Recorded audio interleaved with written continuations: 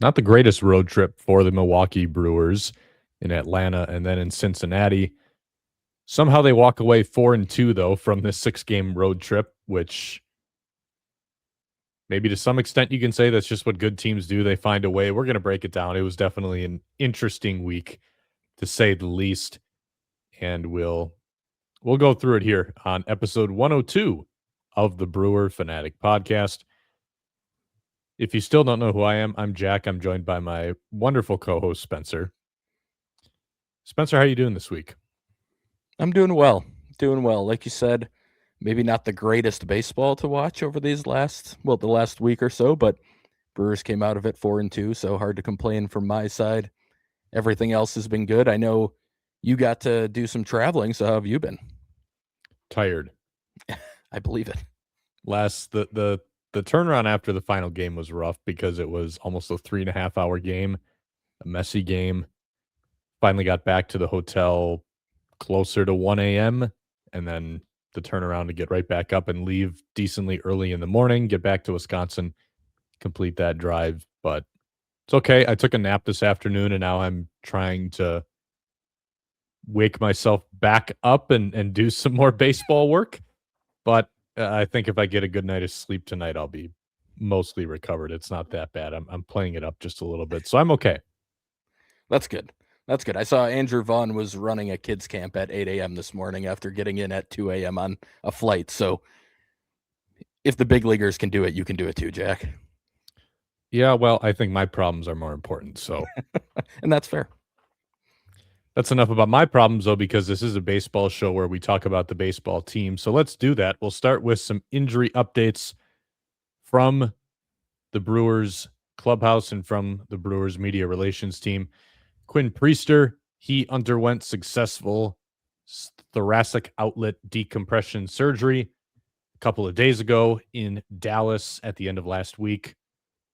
Based on the typical recovery, which we kind of talked about, he's kind of going to be right on the border of being ready to pitch at the start of the regular season next year. We'll kind of get some more specifics about what exactly his timeline is looking like as he goes through this process, as he goes through the offseason. But he is out for the year, unsurprisingly, due to thoracic outlet syndrome. Hopefully this takes care of the symptoms for Priester, though.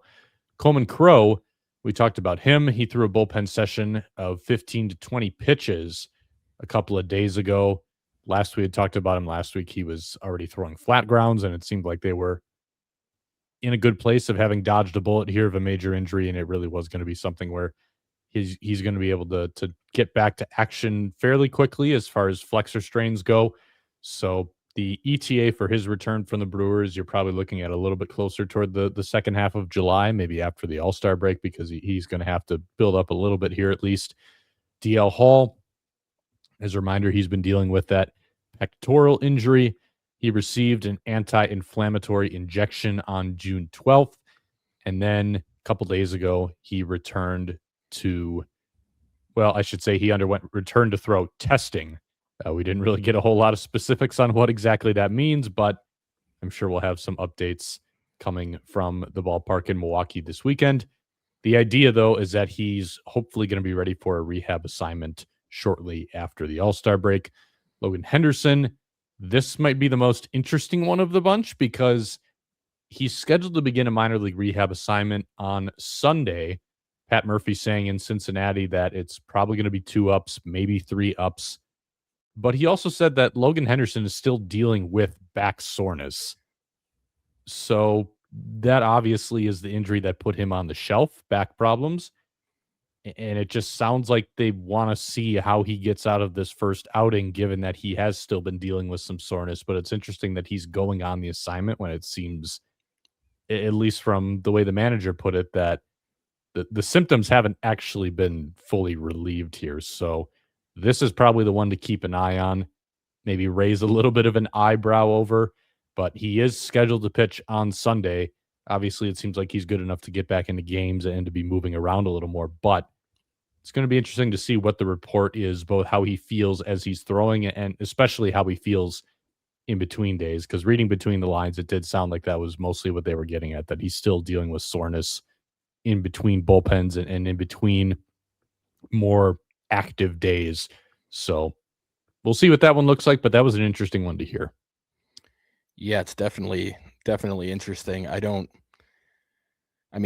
Obviously they feel comfortable with him going out there and throwing in games, and at least they don't think it's going to cause setbacks, I guess I would assume, but it's still that is weird. I can't really wrap my head around why you wouldn't just try and wait a bit longer and try and get those symptoms to subside a little bit more and maybe not have to deal with them. But if it's something where he's just dealing with a little soreness between starts, and to be honest, if you have a bad back, a lot of times you have a bad back forever or for a long time. So maybe it's just something where they're like, well, he might just have to deal with this for a while, or it might be something he deals with up and down throughout his career. Maybe that's where they're heading with it. I don't really know, but it does just read a little bit weird for them to be willing to send him out on the rehab assignment if he's still dealing with at least somewhat similar symptoms to what he had that initially caused him to go on the IL. Rob Zastryzny, he was scheduled to throw a second bullpen session of about 25 pitches a couple of days ago while the Brewers were in Cincinnati. The last update, probably the most relevant one here, is Jared Koenig is likely going to be back for the Cubs series on Friday. The Brewers already made a roster move to clear space in the bullpen. We'll talk about that later. Pat Murphy saying in Cincinnati multiple times that we could expect to see Jared Koenig soon. So, Spencer, you have his last 3 rehab outings on our notes here, at least a look at what the stuff looked like. 2 1/3 innings, did not allow a base runner, struck out 5. The velo is getting closer to where we used to see it. It's still not there. It's down about a tick and a half at least, but seems like it's a little bit closer to where it was before. And I think at this point, I still would not expect much from Jared Koenig this year, but it seems like you have not only reached a point with the clock where you have to make a decision, but you've also reached a point, I think, with the stuff where you need to find out and you just need to see what it looks like in big league games. Yep, that's exactly it. I think it's at that point where, as you said, it's a lot closer to the velo we've seen in the past. It's not necessarily in the greatest place, but it's closer to what we've seen.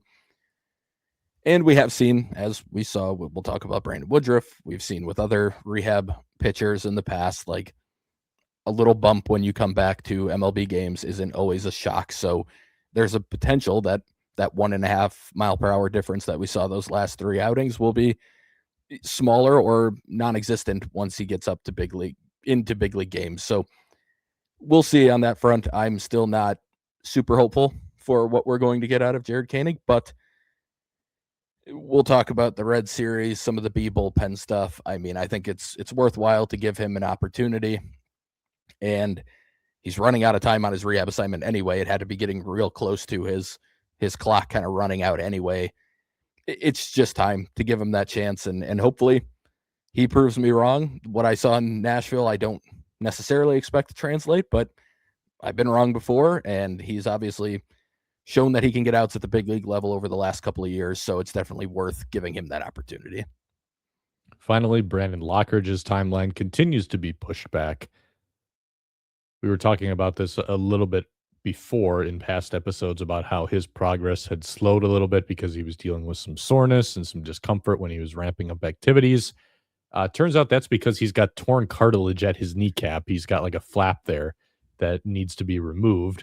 So he was scheduled to get surgery on Thursday, and that was going to push his return from late June to late July. So now you're continuing to slide that back a little bit. And once again, it just continues to be, as a non-medical expert, I should always preface it with that.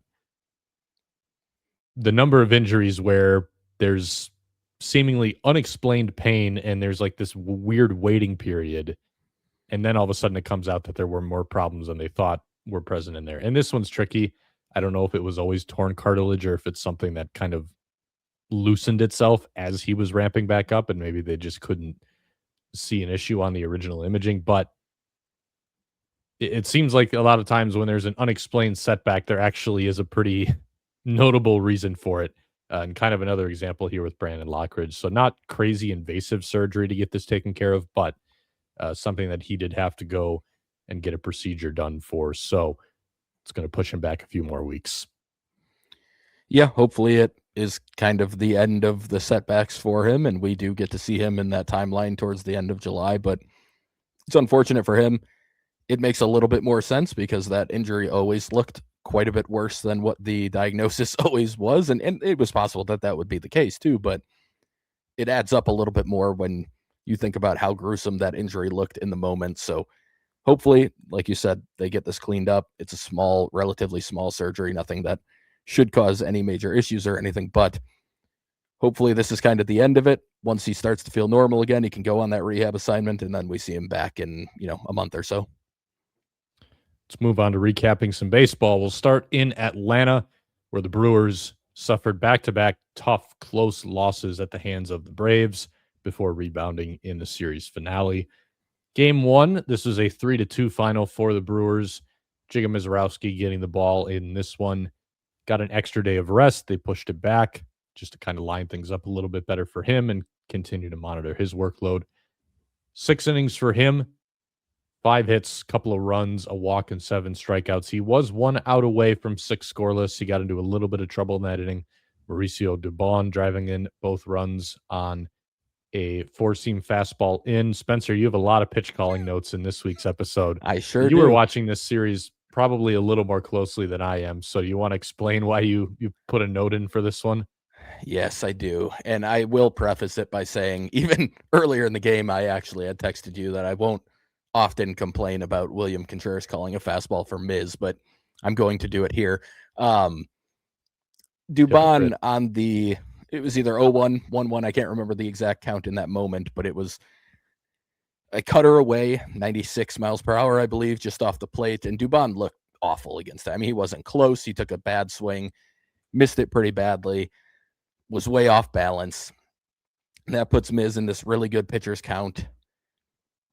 I think if you're going to go 4-seam, you should go away with it in that moment to try and use the cutter that you just threw off the plate. But I also just think just stay something, use one of your secondaries out there again and force him to show that he's not just selling out for the fastball, which he was. He was very clearly selling out for the fastball the whole at-bat, which everyone's going to do most of the time against Miz anyway. But he had shown at times that he can get the bat to velo. You threw a perfect cutter. You got a terrible swing. Again, if you want to go fastball there, I could at least somewhat understand it if you go away from Dubon, try and make it look like it might be the cutter again, give him that split-second hesitation on pulling the trigger, and you blow it by him on the outside corner. But he was selling out. It was pretty clear to me the whole at-bat he was selling out for fastball. You could have gone slider. You could have stuck with the cutter. Could have gone curveball. Any of those, I would have felt like were a good pitch call. And even if he got a hit, I would have been like, okay, I understand. I can understand the logic behind going to those pitches.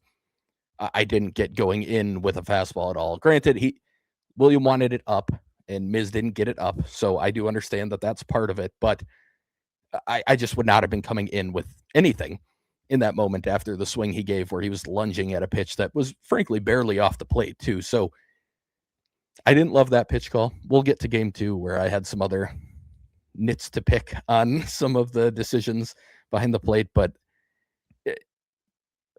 either way, like Miz is going to give up some runs. He gave up 2 runs, whatever. It's fine in the end, but it's one of those things where to me, it just wasn't obvious. It couldn't have been more obvious what pitch should be coming next, or at least what type of pitch should be coming next between the cutter, slider, curveball. 4-seam would just not have been on the table, and if it was, it would have been away in my mind, no doubt about it. So when he set up inside, I started getting frustrated before he even threw the pitch, and then that's what happened. So it's probably a little bit more that I'm sure there's some part of me that just wanted Miz to have another scoreless outing and continue to see the ERA just plummet to this unbelievable number. But more than anything, it wasn't logical to me, the pitch call in really any way, shape, or form. Mike Yastrzemski adding an insurance run for Atlanta against Abner Uribe. It was a high sinker at the top of the zone, and he was able to get into that one. Uribe, just as a note, after this home run, started going pretty slider heavy for the rest of this outing, and it looked really, really good. Struck out a couple. didn't give up any more base runners, went slider heavy again in Cincinnati in his first outing and looked untouchable.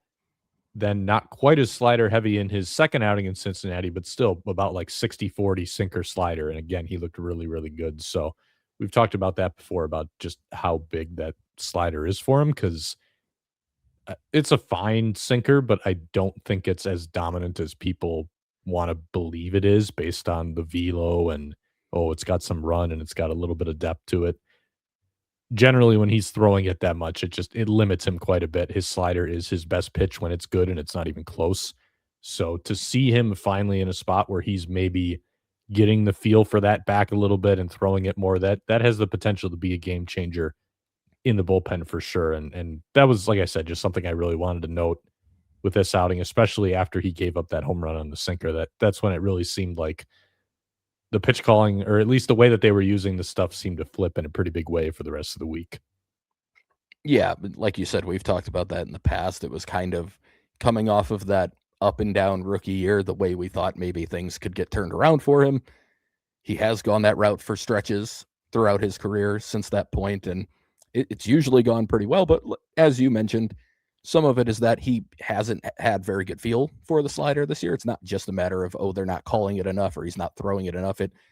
He hasn't been commanding it well enough to make it that much of a primary pitch. But if he is, I absolutely want them to do things this way where it's pretty close to 50-50. On some days, you're going to throw more sliders than sinkers.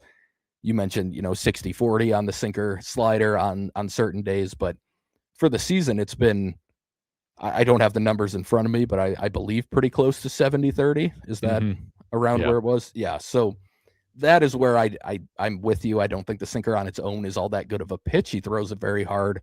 It has decent movement, but it's an okay pitch. When he's using the slider to set up the sinker usage, I think that's when he's at his best. And the other part of it is he has been leaving that sinker up in the zone quite a bit this year, and that's definitely hurting him a lot as well. So getting the sinker down a little bit more often, using the slider more often, I think that's where you're going to see the best version of Abner for sure. Eli White was at the middle of this one for Atlanta. He had a 5% catch probability when he snagged a Christian Yelich ball down the line. Then late in the game, in the ninth, he had a perfect throw to home that got Jackson Chourio out at the plate. He was the tying run in the ninth. I was okay with the send there. I didn't think there was really an issue with having him take off there. Just took a good throw to get him, and that's exactly what happened. Couple more notes from this one. Not the greatest fundamental day for the Brewers. William Contreras was doubled off on the bases on a line drive to short. Jacob Mizorowski was not backing up bases when he always should have been. Once again, going back to that Chourio play, William Contreras is right behind home plate and just not getting in the right position to direct Chourio where to slide. That was part of the issue with that play as well. Chourio did a foot first slide where he basically just went straight into the base, and he made that tag a lot easier for the catcher as opposed to kind of knowing exactly where to slide. Maybe you go head first and you kind of work around a little bit to make it a tougher tag. None of that happened there. And again, the base runner is going to have a hard time knowing what exactly he should do. That's where it's the responsibility of the guy who's in the on-deck circle or just around the plate for any other reason to get into a position where he can show that guy what he needs to do. That did not happen on that play. Bryce Terang as well, staying at first base on that throw home and not taking the extra base there. So not exactly the sharpest day for the Brewers, and two different extents that would kind of be a little bit of a theme here where they just did not play great baseball this week. I know the record looks pretty good.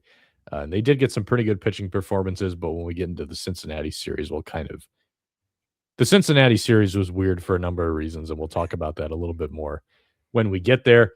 For now, though, game 2 of the series, this was another tough loss for the Brewers, arguably tougher than the first one. Braves 4, Brewers 3. This is a walk-off win for Atlanta. Not to go through the whole thing, basically Kyle Harrison pitched quite well.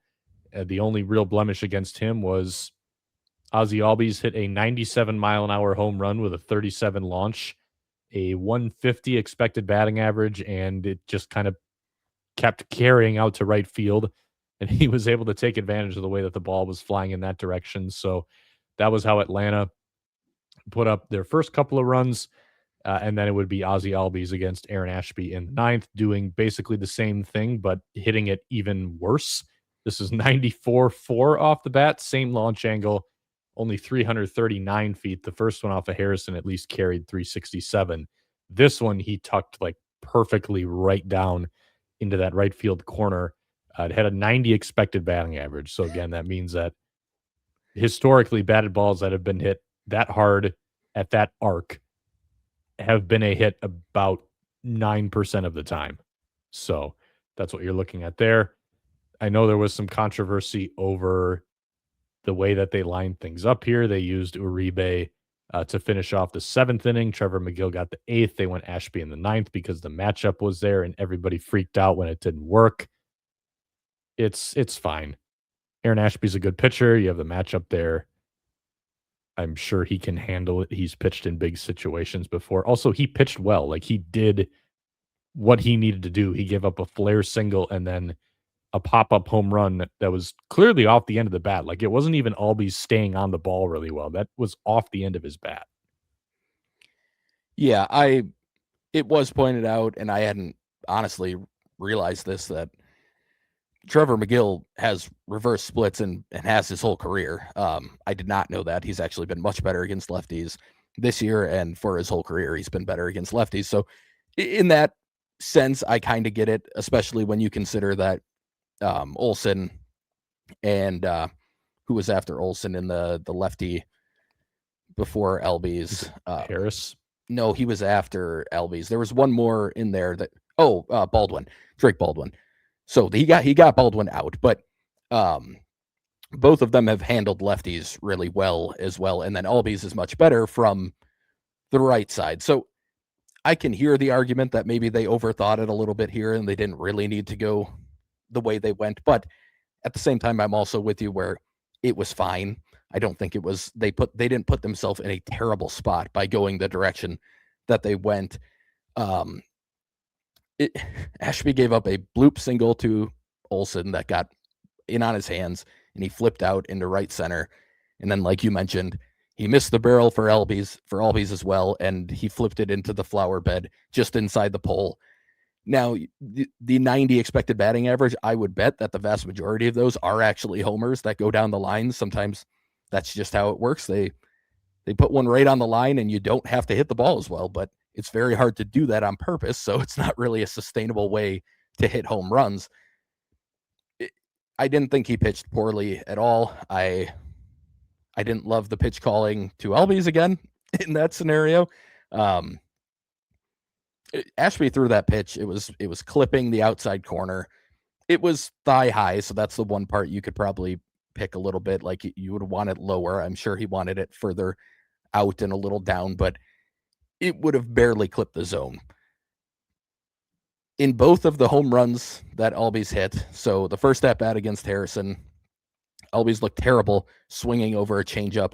Once again, looking like he's completely selling out for fastball against Harrison and a 0-1 pitch. So it's 0-2 after that. Harrison threw a very good pitch himself. It was up and out, and an 0-2 fastball, like, it was, that's where I would want it if you're calling that pitch. But Albies was on time for it, and he was able to get enough barrel to it to hit a deep fly ball, and it carried, and it went out in this scenario. But I'll revisit that in a second. And then the second one with the walk-off. So early in the count, Ashby threw a changeup.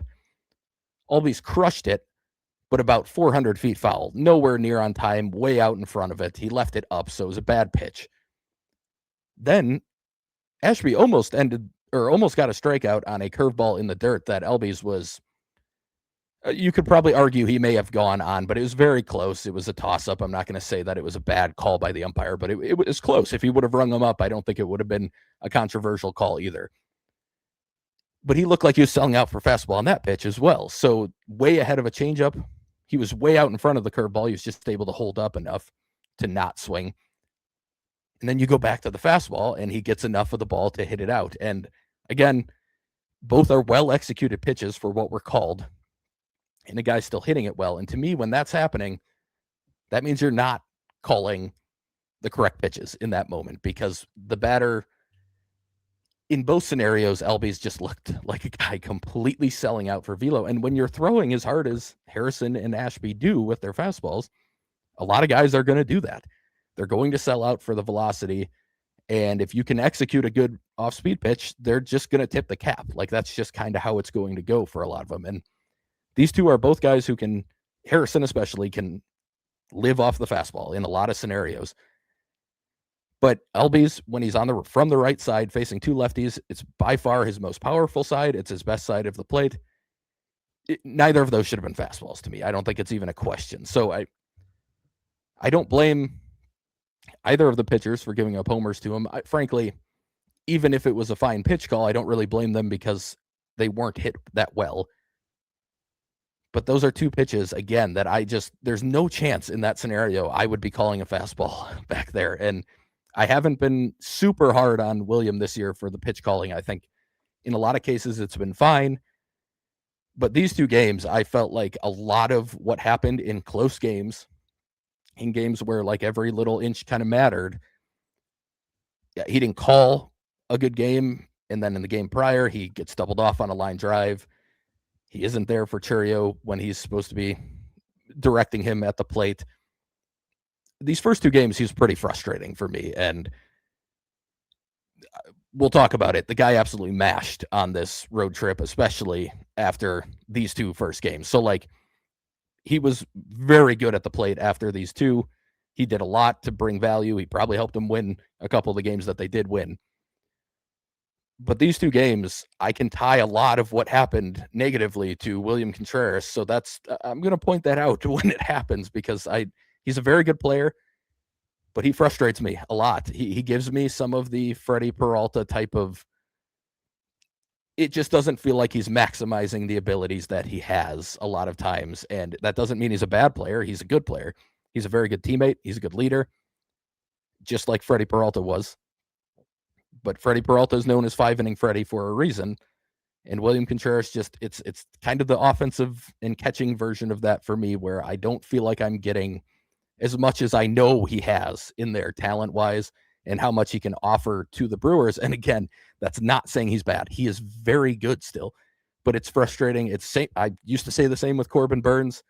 It feels like you can get more than you're getting from him.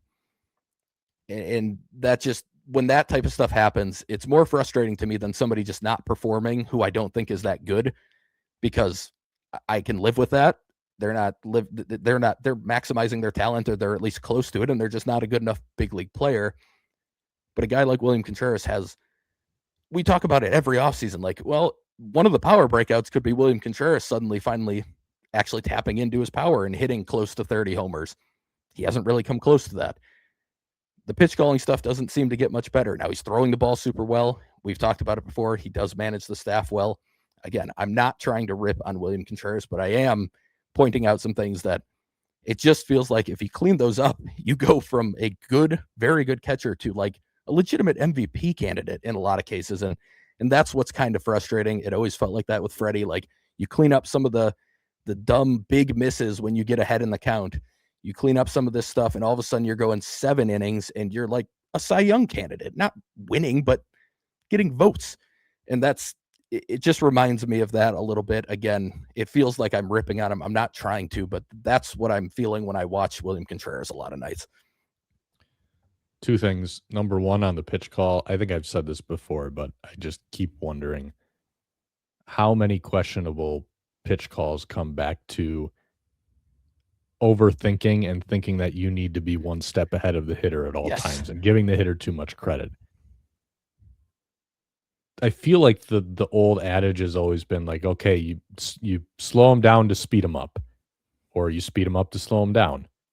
And I'll even still hear analysts talk about it, like color analysts talk about it during a broadcast where they're trying to figure out what's coming next. And I actually, like, at the national level, like, I actually think, like, say what you want about John Smoltz, but John Smoltz really understands pitching and sequencing. Yep. I don't hear him do that a whole lot. Like, I'll hear him actually predict what the next pitch call is going to be based on either the tunnel or reading the swing. Yes. Not so much based on, all right, you just slowed him down, now he's going to speed him up here. But when I do think of some of these at bats in particular, that's just what my mind goes to. Because like there has to be a reason for all of these pitch calls, and that's what I really try to understand. Because I agree with you. Like I don't think he's good at this. I don't think he's good at reading swings. I don't think he's very good at calling a game. I think Eric Haas was very good at that when he was here. I think we've seen games where Gary Sanchez has looked like he's better at it. And again, it's going to be somewhat subjective. Maybe the better way to put this is I think the way he does it is not remotely close to how I would do it or the Yes. overarching approach for calling pitches that I think works a little better. And again, pitch calling it's not the entire equation. Like you can call a bad game and still have fairly good results. Yep. Sometimes it's going to be the difference, sometimes it's not. Because again, it's also on the pitcher to execute. And also if a guy just has good stuff and he's making pitches, you can make the wrong pitch call, but if it's a very, very good pitch, it's probably still going to work. Like if I had to tier what's more important, execution is more important than pitch calling, I would argue. Like if you execute a pitch, the pitch call doesn't matter that much. Now, Yep. you can't expect a pitcher to execute every pitch, and I think that's where pitch calling comes in a little bit more because you can't expect that a guy is going to hit his spot every time. So, like, if you have like Jacob Mizorowski against the Phillies, I don't think it really would have mattered a ton what they called the entire game because he was dotting everything. But if you have maybe like a Robert Gasser type or something, we'll talk about later.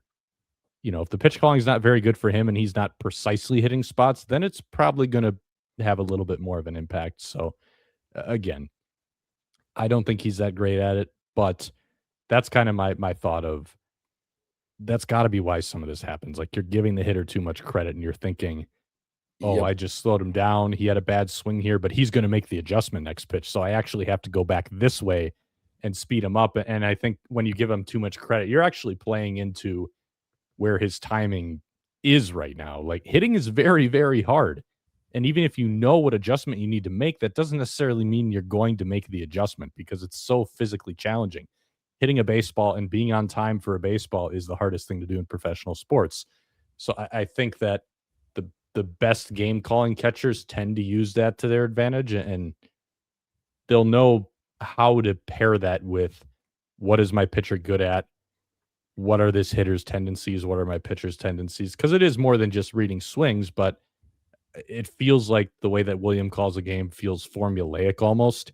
Like, oh, this is what I'm supposed to do in this count in this situation, as opposed to reading what's going on a little more. And again, like I keep coming back. I keep coming back to Eric Haas. I think Eric Haas was really, really good at this, which I kind of miss watching him call a game a little bit, but that's kind of how I feel on that point. Your point about William on the whole as a player right now, I mean, he had some boneheaded moments this entire week, even when we get to the Red Series. Like he had a inexplicable stolen base attempt late in one of the Reds I forgot games. about So he's just an interesting player to me because by all accounts, incredibly hard worker, wants to be great, and guys deserve to be credited for that. And I think Yes. that's why he gets a lot of love, I think, from the Brewers and from the fan base. And I think that's a lot of that is deserved. And like we talked about, he seems to have a very good knack for the feel side of managing a pitcher's emotions and kind of guiding them through a game that way. And we've tried to give him credit for that. I just don't know that the actual baseball awareness is really that high. Maybe I'm wrong because I feel like I'm going crazy sometimes because, you know, you're in the clubhouse and when you're asking guys in interviews and stuff, it's always Murph after every game. Credit William, credit William, credit William. Pitchers will say, I credit William, credit William, credit William. But then my eyes keep telling me like the things that he does, this just does not seem like a super high IQ kind of player all the time. And it seems like that's what he's always portrayed as. And to me, I feel like there'd be nothing wrong with acknowledging what he's good at and what he's not so good at. Like you said, very good player on the whole, very valuable player. There are things that he does very, very well and ways that he provides very legitimate value. But I think you're right. It feels like there's something missing a little bit, and it could be better than it is. I don't know if Freddie is my comp because I think Freddie was actually a much smarter pitcher than he received credit for. I think by the end of his time here, he had a very good understanding of what he needed to do, very good understanding of his arsenal. Like, he developed his arsenal, a lot of it on his own. He developed his changeup on his own and became more of a changeup guy. He had a good understanding of how he needed to pitch guys when he didn't have his good fastball. There would be times where you could see him shaking William Contreras and making a better pitch call himself and going about it that way, which is the sign of a smart, savvy veteran pitcher. If you know when to do that and you're able to kind of adjust on the fly and know what you need to do. I think in Freddie's case, it was just like physically, he just couldn't dial it into maybe his full potential. And it wasn't for a lack of effort. Again, very hard worker. Like I said, smarter pitcher than I think he got credit for. I think a lot of people saw that the control thing in the long innings and this stuff wasn't getting better. And I think they would assume, oh, it's just not, like, there's just something missing there. I think Freddie was very smart. And I think it was just a kind of a physically, he just could not figure out how to put that part of it together no matter what he tried or what he knew he needed to do. It feels a little different for William. It just feels like, I don't know, like I said, it just, you hear what you hear, and I don't want to discredit that too much, but man, my eyes as I'm watching him play baseball, it just does not, just these repeated things, it does not feel like it's an insanely high IQ play. It frankly doesn't feel like he's actually everything that he's hyped up to be. And that's not meant to be a complete knock on him, because even this version of him, like we keep saying, is a very valuable player. I don't want to say I feel like I'm being gaslit a little bit, because that's kind of extreme, but it doesn't line up for me. Yeah, I wonder, because I've played with guys who are somewhat similar to this, obviously on a lower scale. There's something to be said for doing everything you do with conviction. And I do think he does that. Like, everything he does, like, he's very confident in his pitch calls. He's very confident in everything that he's doing on the baseball field. And when you're a pitcher with a catcher like that, it can probably make you feel like, okay, yeah, like, he knows what he's doing. Like, he's very convicted. He's very confident in what he's doing. And then when you pitch well, you're going to feel like, oh yeah, William really helped guide me through this. And to an extent, absolutely he did, because part of that is giving your pitcher confidence, like having good body language, doing all of that stuff matters. It all matters. So again, I don't want to take away from what I think he is really good at, which is managing emotions. And that includes keeping a pitcher's confidence high through the way that he's just behaving in general behind the plate. You don't see him pouting. You don't see him doing any of that stuff. Like, he's very, very good at that type of thing behind the plate. But I also think it leads you to kind of believe everything he does is correct. And especially when you're in the heat of the moment with a guy playing in a game or coaching him in a game, I can see where even if they were to look back on it, they might think, oh, maybe that wasn't the greatest process. Like, in the heat of a game, right after a game, you just pitched well. William was catching you. He was guiding you through it mentally the whole time. Like, yeah, you're going to feel like everything he did that night was good. And that's good. Again, credit to him for that. But I think if you look at it from a wider view, I think that is where you start to see some of this stuff pop up. And again, I really don't want this to sound like I don't like William Contreras as the Brewers catcher, because he brings so much to the table and there's a ton there. But he does frustrate me when I'm watching him, and this is the type of stuff that causes it more often than not. Like you mentioned, the cut stealing, all of that stuff. The other thing I wanted to circle back to, but I think I already forgot what it was that you mentioned, so I'm just going to skip it. Never mind. Let's move on. We've talked about William long enough anyway.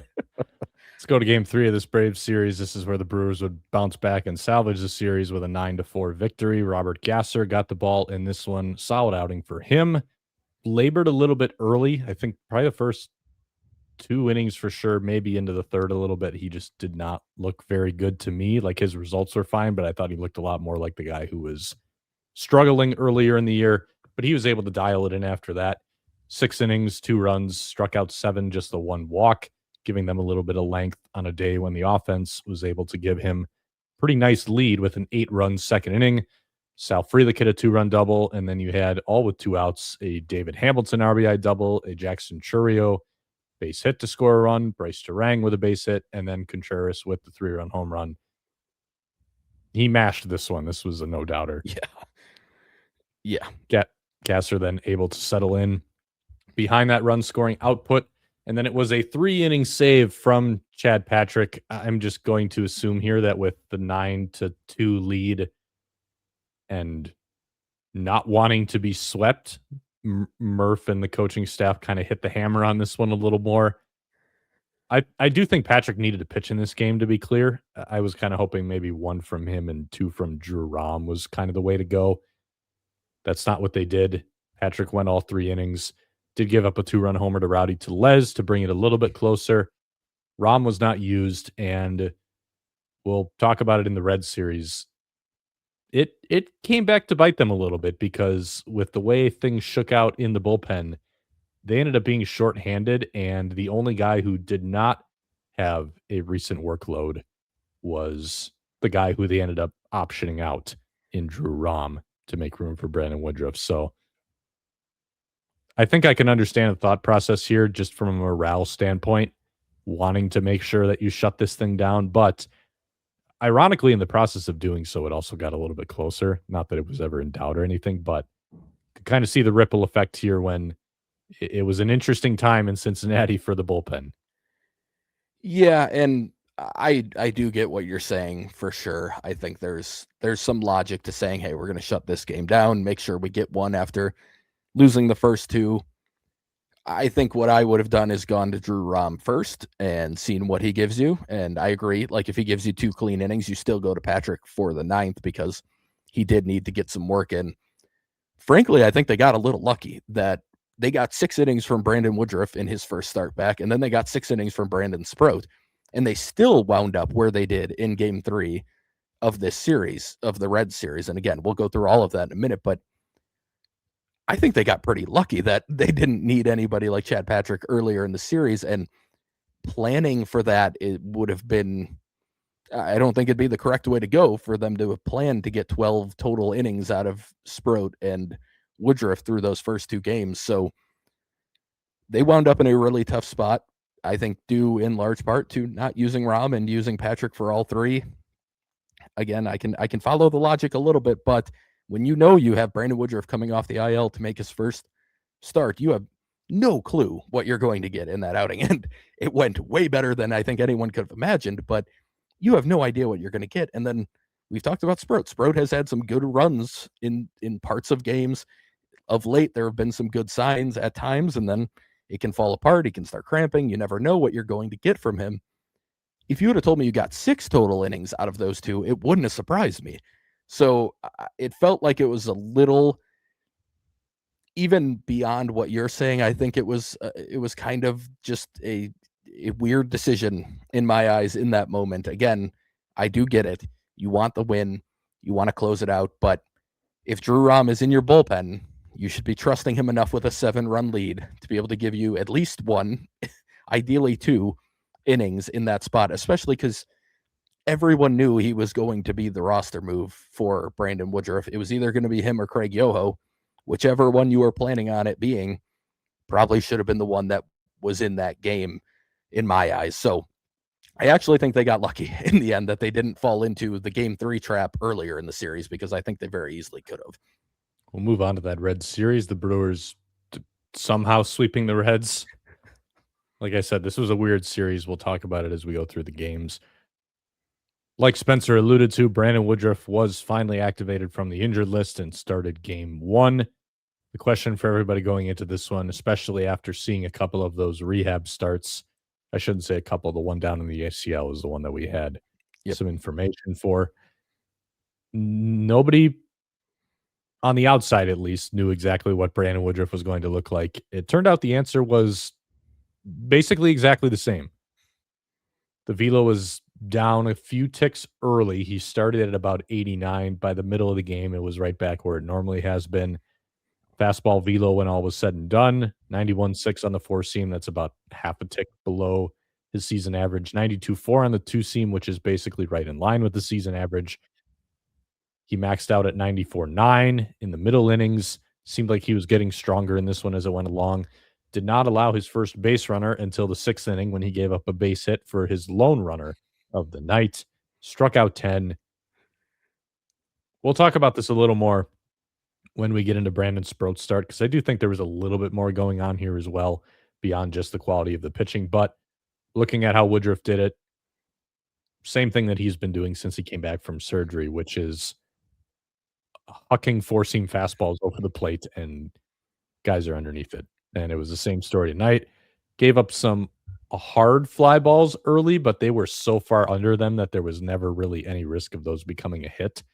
So you're talking a lot of like 98-mile-an-hour fly balls with like a 40 launch. Those are just going straight up in the air. I know it's a hard hit ball, but that's basically a routine out.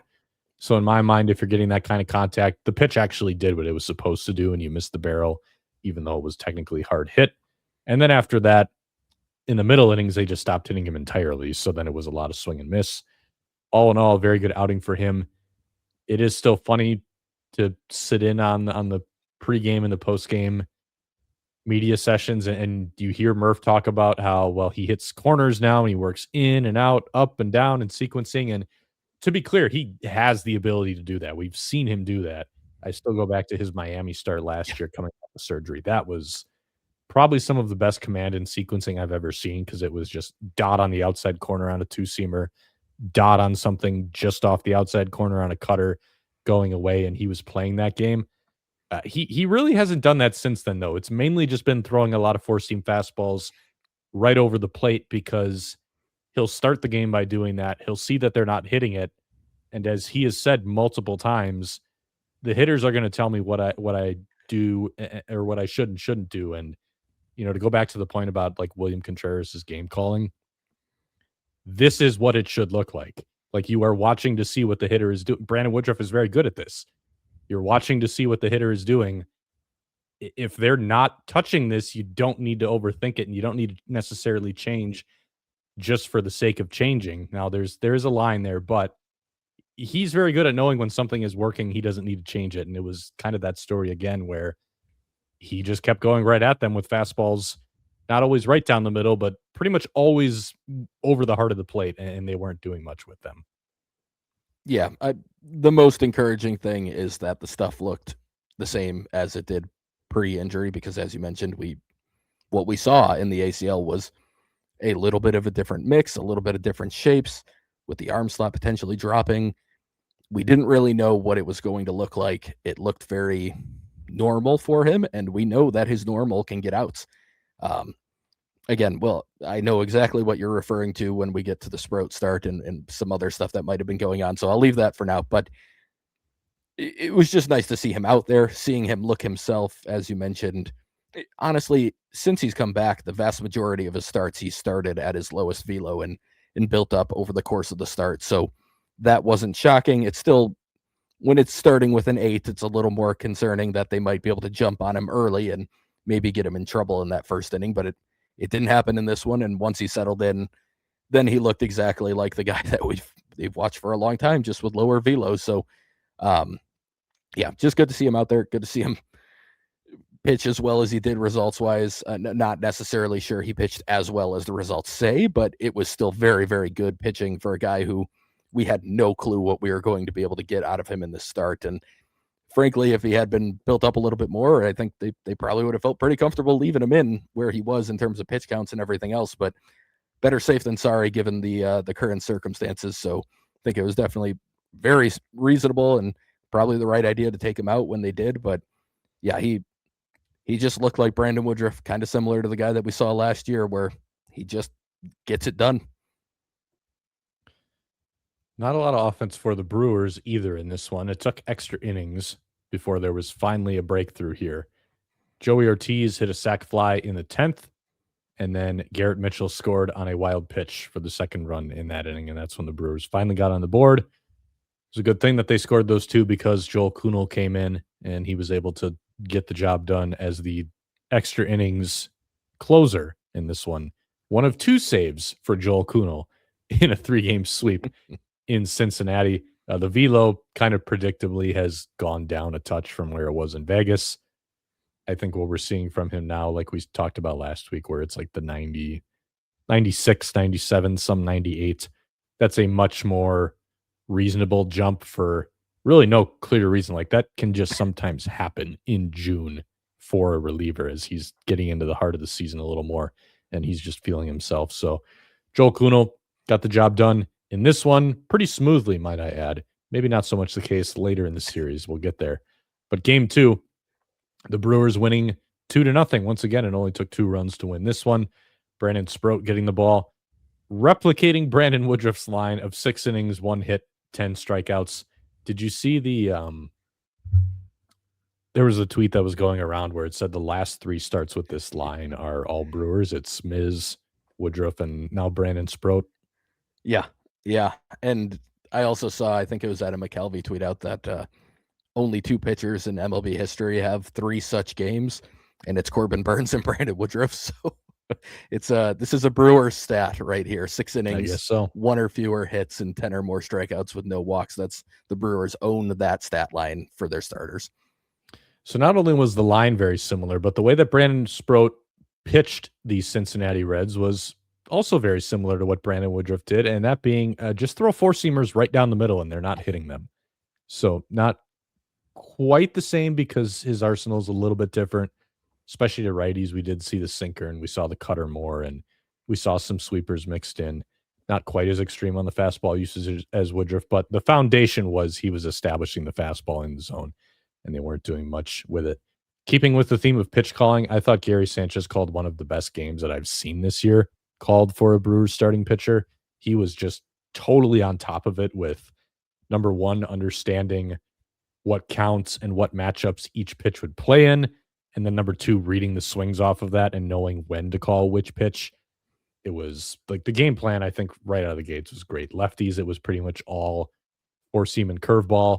He had the curveball timed up for basically situations where he knew that they could sneak it by him for a called strike, or if they landed like a fastball in the zone for a take, and then with 2 strikes, you drop a curveball off the same tunnel. I thought he did a really good job with that. He had a couple sequences against the righties.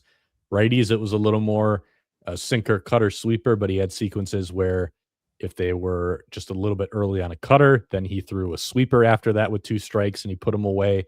Or if they were late on the sinker, then he would go up with a 4-seamer and he put them away that way. Like that's just the kind of stuff that I like to see. I think that's the best way to go about it usually. But if we're going to stay on this topic, like we got to give Gary Sanchez some love because I think this is legitimately a credit Gary outing. Like he did a very good job with the game planning and handling Brandon Sproat. My personal favorite stat from the pitch mix, 0 sinkers from a right-handed pitcher to a left-handed batter. And I think for Brandon Sproat, that's especially important because lefties just destroy his sinker shape unless he's getting like a called strike or something. So you got to be very, very careful with when you throw that pitch to a lefty. If you're expecting a swing, you probably should not be calling it. I think the only time it's useful is if you can get kind of that front door take. They didn't use it all in this one, which I thought was totally fine.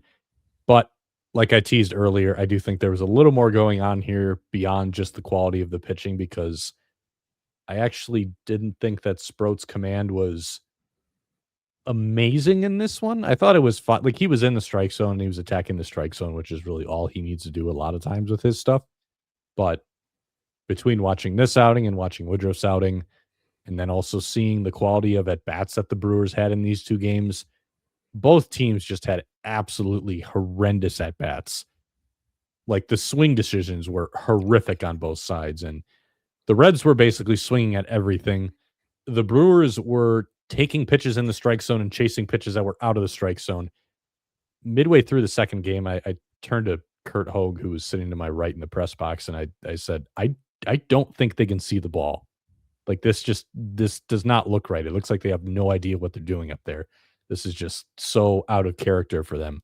And Pat Murphy did say in postgame when we asked about it, yeah, there's some stuff going on with the glare here in center field. And you could kind of see it. I don't know if you could see it well on TV, but you could see it if you were there.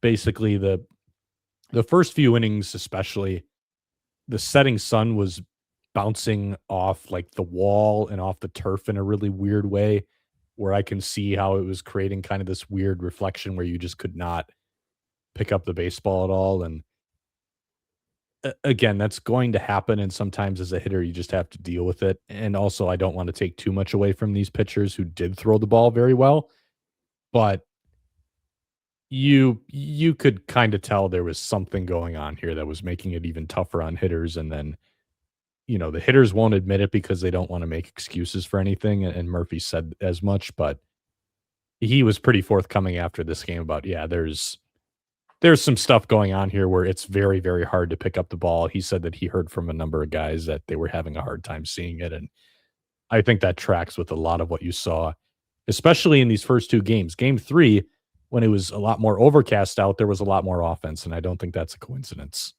No, that makes total sense. I thought, just watching on TV, I didn't know what was causing it, but I thought the same thing. I was like, I don't think these guys are seeing the ball well. Like, the Brewers make very good swing decisions. They were making awful swing decisions. I don't really know how the Reds normally rank in that regard, but they were swinging at everything, any and everything that the Brewers were up there. So it looked weird, especially at a park that is known for being an offensive park where people usually hit quite well in Cincinnati, and it just wasn't happening at all. So yeah, I don't want to take away anything from these two. It's very nice to, you can now go that back to the Vegas start. Sproat had a good start in that outing. Then he went in the next start against the Guardians and went through the first time through the order, looked great, started cramping in the fourth. Things started to, obviously they snowballed quickly and he gave up grand slam and the numbers looked very bad. But then he backs it up with 6 innings, 10 strikeouts. Even if all of that isn't necessarily indicative of the quality of pitching he was giving, it certainly helps a guy who seemed to be a little down on himself as he was coming out of some of those starts in like the beginning of June. As we got through the end of May into early June, you could see it when Sproat talked about the outing. Like he was starting to, I would imagine some doubt was creeping in. He probably wasn't feeling great. He certainly wasn't feeling great about what he was doing, what he was giving the team. Even if you want to argue, and I think you can make a case that some of this has been, there's been some luck. Maybe the guys weren't seeing the ball as well in Cincinnati. I don't really know. I mean, the Vegas start is an impressive one given what was going on there.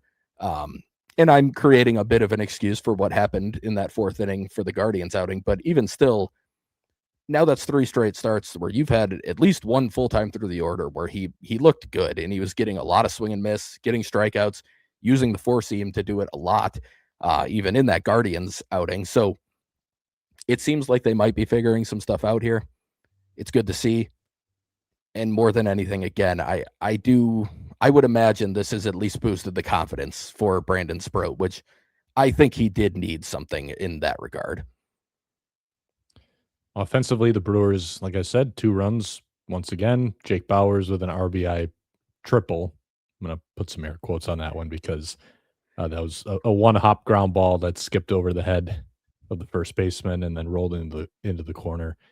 But they still count the same. Andrew Vaughn then adding a sac fly. That was all the Brewers would need in this one because of the performance by the pitching. Game 3 was interesting. This was the game where there was a little more offense, and even then you can kind of argue that there probably should have been even more offense than there was.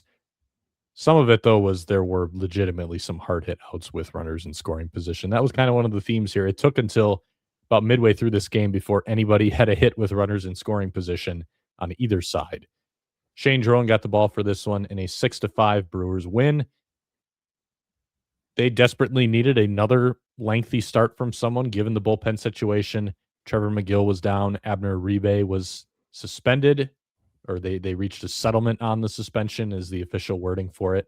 And he served that suspension in the 3rd game of this series. So he was unavailable. Aaron Ashby was unavailable. Shorthanded in the bullpen. Unfortunately, Shane Drowan was not able to give his best in this one. Very similar to what we saw in his last start that we talked about, where he just kind of sprayed the ball around and he got away with it, but process-wise, not very good. It wasn't quite as erratic in this one. He established the bottom of the zone decently, I thought. I think the bigger issue for him is he just had, like, none of the sliders were competitive, and I think that really burned him in some put-away counts where he had long at-bats again, and he kind of had to keep coming back at guys with fastballs when he probably could have put them away with a better breaking ball. Those are the kind of things that are going to get you into a little bit of trouble. But he kept them off the board once again. 4 1/3, 5 hits, 3 walks, 5 strikeouts.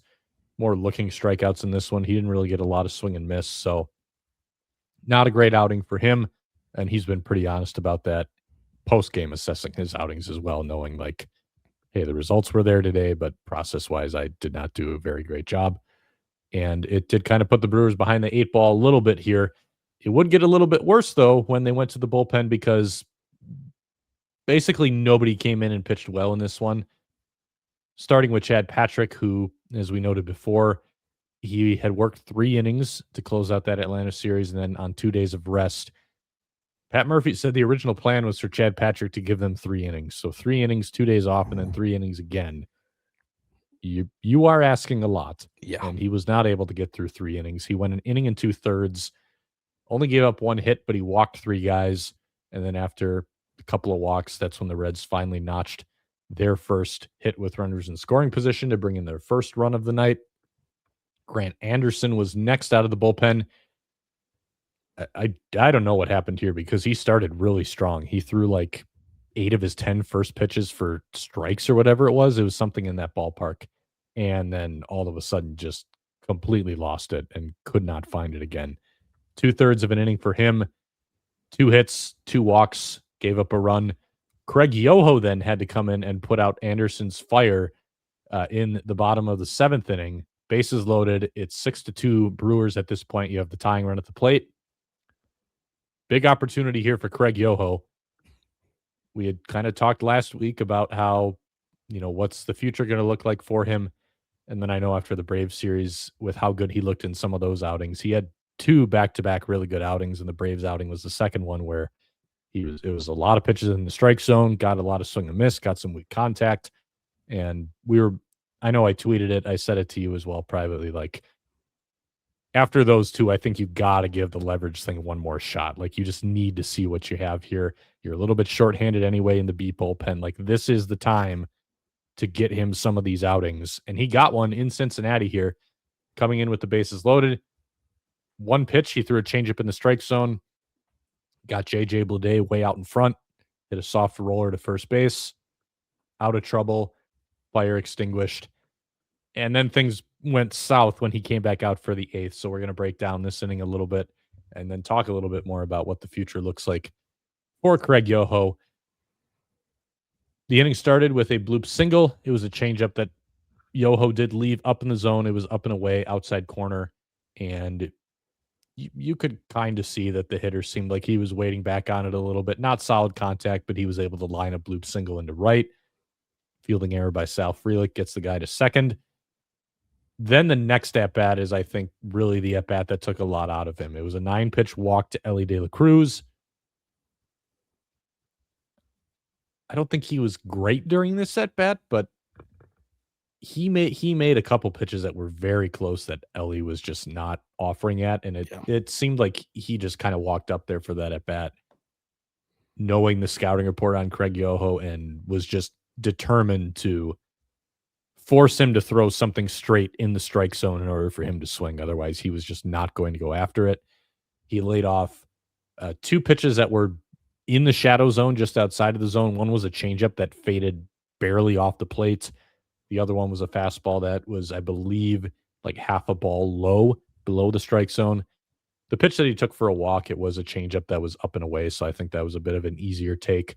There was a pretty bad miss as well where he went down and in, and it was not competitive. But he also took a changeup on 3-1 that was right down the middle, which to me is the pitch that really indicates that he was just waiting for a fastball in the strike zone, not really thinking that he was going to get anything else over. I think if Yoho could have thrown another changeup right down the middle, I actually think he might have gotten him out. Yeah, just based on the approach that he seemed to have there. But the approach did work. He was able to work that walk, 9 pitches. Yoho still almost got out of it, though, because he got 2 straight choppers to short on changeups. The second one, he got back-to-back really bad chases from the guy, including a chase on a changeup well below the zone to get that soft roller. Unfortunately, Spencer Steer hit a 2-run homer on a middle fastball And that was basically the nail in the coffin for both this outing for Craig Yoho and Craig Yoho's latest stint in the big leagues, and potentially Craig Yoho's time as a Milwaukee Brewer. We'll talk about that in a few minutes. But on the pitch calling theme, I know that you did not like this one either. It was an 0-1 pitch. They got ahead of him with the cutter. Pat Murphy defended it post-game by saying that they were basically waiting for the changeup, and the changeup is not a swing and miss pitch. And that's why they went fastball, because if they're sitting changeup, you can beat them with a fastball. Spencer Steer is a fastball hitter, though, and he was very clearly ready for that fastball down the middle. Also, the changeup has been getting swing and miss. I was going to say it was 53% coming into that outing. So I understand a little bit of what he's saying here, but he has been getting swing and miss on it this year. It's a small sample, but it was 53% coming into that game. The funny thing is, I think Murph was right in saying that they were just guys were either waiting for the changeup, or they felt that I think Ellie was just kind of eliminating it a little bit more and waiting him out. But the funny thing is, even if they were sitting changeup, it still got some bad swings in this inning, even when they almost certainly knew it was coming and they were trying to wait back on it. So I can get it if you wouldn't want to start changeup there, but to me, you got ahead of him 0-1 with the cutter. Like, the cutter did its job. If he was waiting for a changeup, you snuck the cutter by him to get ahead 0-1. Now you're in more of a pitcher's count. I feel like you've gotten back to a point where you're like, okay, now we can get back to your good pitch, and we're going to see what happens. And that was not what they went for there, and it did not work out. Right. And I don't want to say that he's getting an unfair chance here, but like, even post game, like, Murph said he had 2 walks. He didn't have 2 walks. He had 1 walk. Like, and he says he's not getting swing and miss on the changeup when he's been getting a ton of swing and miss on the changeup since he's been up. Like, when you're outright wrong about what you're saying about a player, that bothers me a little bit. Like, when you're ripping on a guy and you're saying things that are just not true factually, like statistically, that does bother me a little bit. I think that's not a great look for somebody to kind of, it's a young player in the big leagues, and you're ripping on him a little bit. And you could have made very fair points that he made a very bad pitch on that fastball. He threw the fastball right down the middle. That's absolutely not what they wanted. He didn't execute it well. Stick with that if you're going to rip on him for something that he did here. But saying that he's not getting swing and miss, it's gotten a decent amount of chase too early on this season. Like, it's been a pitch that has played well. And I look at Devin Williams when he was with the Brewers. Was everyone not sitting on his changeup? They absolutely were. And yes, after a while, you did have to implement the fastball more often, and that was where it started to, he'd get a lot of whiff on the fastball because guys clearly were just selling out for the changeup after a while. But make them show that they're going to beat you on the changeup. It comes back to the same thing we've talked about on other stuff. Like, the hitters might be selling out for it, even or trying to wait on it. But based on the swings he got that inning, I mean, yes, he made the mistake to Arroyo, and he still only was able to hit a little looping liner into right field. And then, assuming the other 2 hitters were cheating towards and looking for a changeup, he got a half swing after getting a chase out of Myers. He got a half swing roller to short, and then he got another just little chopper to short. Like, listen to what the hitters are telling you. Even if they know it's coming, they're not squaring it up. They're not seeing it well. They're not hitting it hard. So you can keep throwing it. And like you said, the cutter did its job. That's what the cutter is there for, to kind of steal a pitch in an at-bat. Like, that's not what the fastball is for. The fastball is for when you can actually see, like, okay, he may have fouled off that changeup, but he was on it that time. Like, he clearly saw it. He did that. Like, now we try and blow fastball by him or something in an 0-2 count, or go above the zone with it or something. It's not to try and sneak it back onto the outside corner after you stole one with the cutter. Like, that's just not the time to use it. And he needs to execute it better. He still gave up the home run that's on Craig Yoho. But it does bother me that this is how we're going to act after it happens, is that we're going to act like, well, his changeup doesn't get whiff. It does. Well, all of that, like, it doesn't feel like he's getting a fair shake to me. And I understand the concerns. We've talked about it before. The shapes are big. He's had walk issues at the big league level. He's had a lack of being in the zone at the big league level. That's not what this outing felt like, though. I mean, the Ellie walk was 9 pitches that, yes, he had one really bad miss, as you mentioned. The 3-2 pitch was probably a relatively easy take, even though it didn't miss by a ton because it was a high and outside changeup. But he threw a 3-1 changeup in the zone. If I'm not mistaken, did he foul off a 3-2 changeup, or was that? Am I thinking of the 3-1? Either way, I know he was pretty much just going changeup to Ellie, which I agreed with. I thought that was good pitch calling. And he laid off of one and he drew the walk. And then you get 2 choppers on it. And then you say, no, it's no longer time for this changeup that's not getting any good swings against it.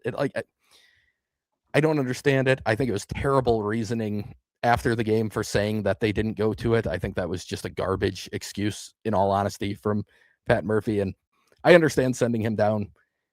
I get it. They are going to need a fresh arm. We talked about it's Jared Koenig's opportunity here. If you're scaling the options to send someone down, it's either Yoho or probably Grant Anderson right now. I think it's fair to pick Grant Anderson over Craig Yoho. I'm more bothered by the fact that it seems like they're just not really even giving him a legitimate look. And also that the way I think he should be maximized is apparently not the way they think he should be pitching. And if that's the case, then they probably should move on from Craig Yoho because it just doesn't seem like it's a good match. And what I will say on the changeup, Devin Williams threw it like 83, 84. Yoho's is 7 miles per hour slower than that, 6 miles per hour slower than that. It does give a hitter more time to adjust, maybe even just get a B swing off and foul it off or flip one into right like we saw from Arroyo. Like it does. And those would be fair points to make if you're going to make points about Yoho. I think my issue is that more than anything, I just don't think they're being fair with the logic that they're bringing up against him, at least publicly. Maybe, this is Pat Murphy talking about pitching. I think there's always a little bit of a disconnect from what he's saying versus what maybe the pitching coaches are believing or saying or talking about. So it could be that Chris Hook and Jim Henderson are talking more about what I'm talking about as their concerns. And if that is the case, again, I understand some of that logic. But I still think there's a solid big league reliever in here. And I hope they don't give up on him. But if they're not going to work with what he's got and try and maximize what he's good at, then I think it would probably end up being better for all parties if the Brewers did move on from Craig Yoho. And I think that would give him the best shot at being his best self in the big leagues.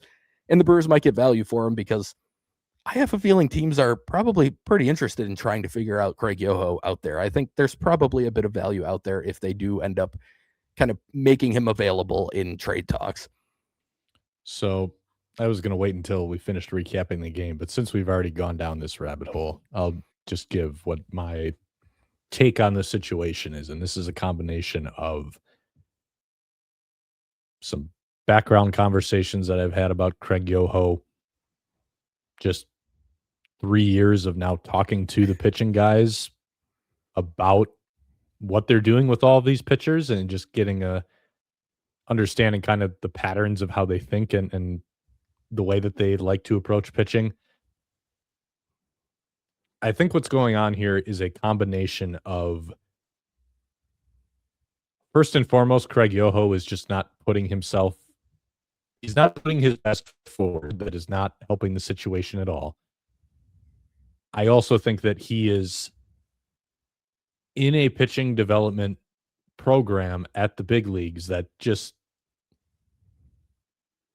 they don't cookie cutter guys. We've talked about this before. Like they're going to work with what you're good at, but if there is a constant that they tend to apply to just about every pitcher, it's your pitches need to track in the strike zone. If your pitches do not track in the strike zone, I'm not going to say they're going to dislike you as a pitcher, but they are going to believe that there is just very limited utility to those pitches. That's why they want, if a guy is capable of throwing 3 fastballs, they're probably going to do it because those are 3 pitches that you can throw in the strike zone and they're going to tunnel off of one another in the strike zone. If you throw like a shorter slider, they might take advantage of that. And again, there are some big shapes that they're okay with, like Grant Anderson's sweeper. Like he got here, Jim Henderson taught him how to throw a sweeper. Also, though, his sweeper breaks 13 inches and it's pretty lifty, so it's not a Yep. giant pitch per se. Also, he's a reliever as well. And again, and like Ashby's got big shapes too, so they're not fundamentally opposed to it. But generally speaking, if you have very big shapes, even if it's just one particular pitch that has a big shape, they are going to see that pitch as far more limited than other organizations will. So even Coleman Crow, for example, if you're Coleman Crow and you throw a very big, high spin breaking ball, maybe a couple of years ago, the Rays would have been a team like the Rays would have been all over that. Like, let's throw the crap out of this thing. The Brewers are going to look at it and say, yeah, but if he's going to throw this pitch in the strike zone, it needs to start from a way different starting point than his fastball. So it looks different.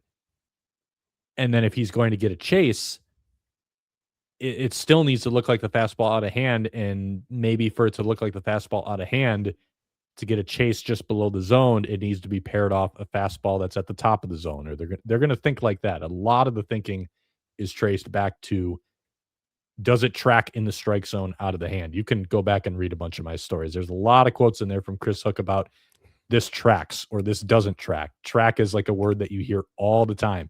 Tracks in the strike zone. Craig Yoho does not have that, like, at all. So I can understand why they're looking at this and they're saying, well, it's just not, he's not going to fool hitters. There's not going to be deception. He's not going to be able to tunnel anything. He's not going to be able to, you know what? If you're watching on video, I have a graphic here. I'm going to try to pull this up really quickly. Fangraphs has a tool, and I'll try to explain this on audio if you're not viewing.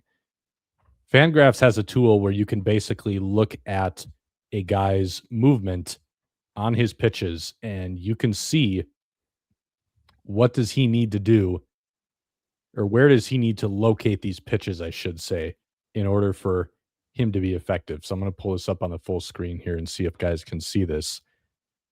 This is Craig Yoho's arsenal this season in this graph on the left. And the way that this is set up is the four-seam fastball is like the anchor point. What this graph is showing, what this chart is showing, it's a look at the strike zone. Basically, there's a blob for his fastball, a blob for his cutter, a blob for his changeup. And what it's showing is, based on their average movement, if you start all three of these pitches in the same location, here is where they're going to end up. So in this case, I have the fastball set as the anchor, and this is a fastball that's over a ball above the strike zone.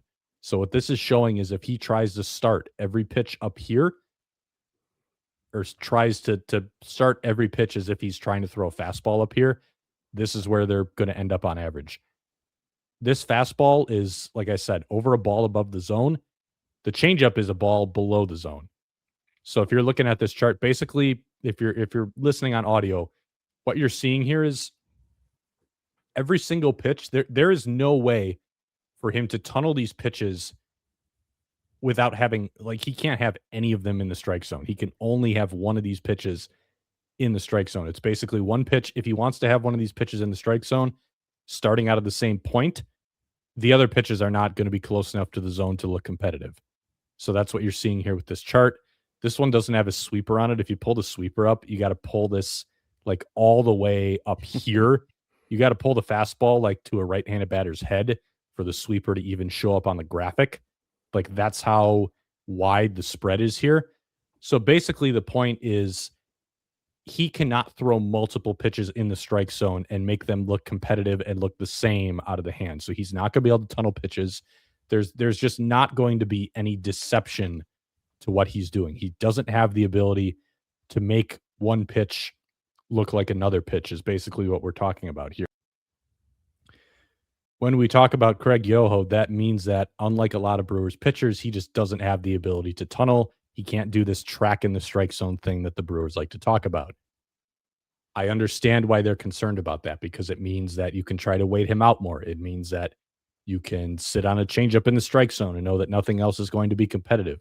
Or if he just gave you like a fastball at the bottom of the zone, you can know that if something else starts that low, it's probably going to drop way below the zone. Like, you can start to eliminate pitches a little bit, and you can start to have a clearer approach against him. And I think you saw a little bit of that in that Reds outing, especially in that De La Cruz at bat.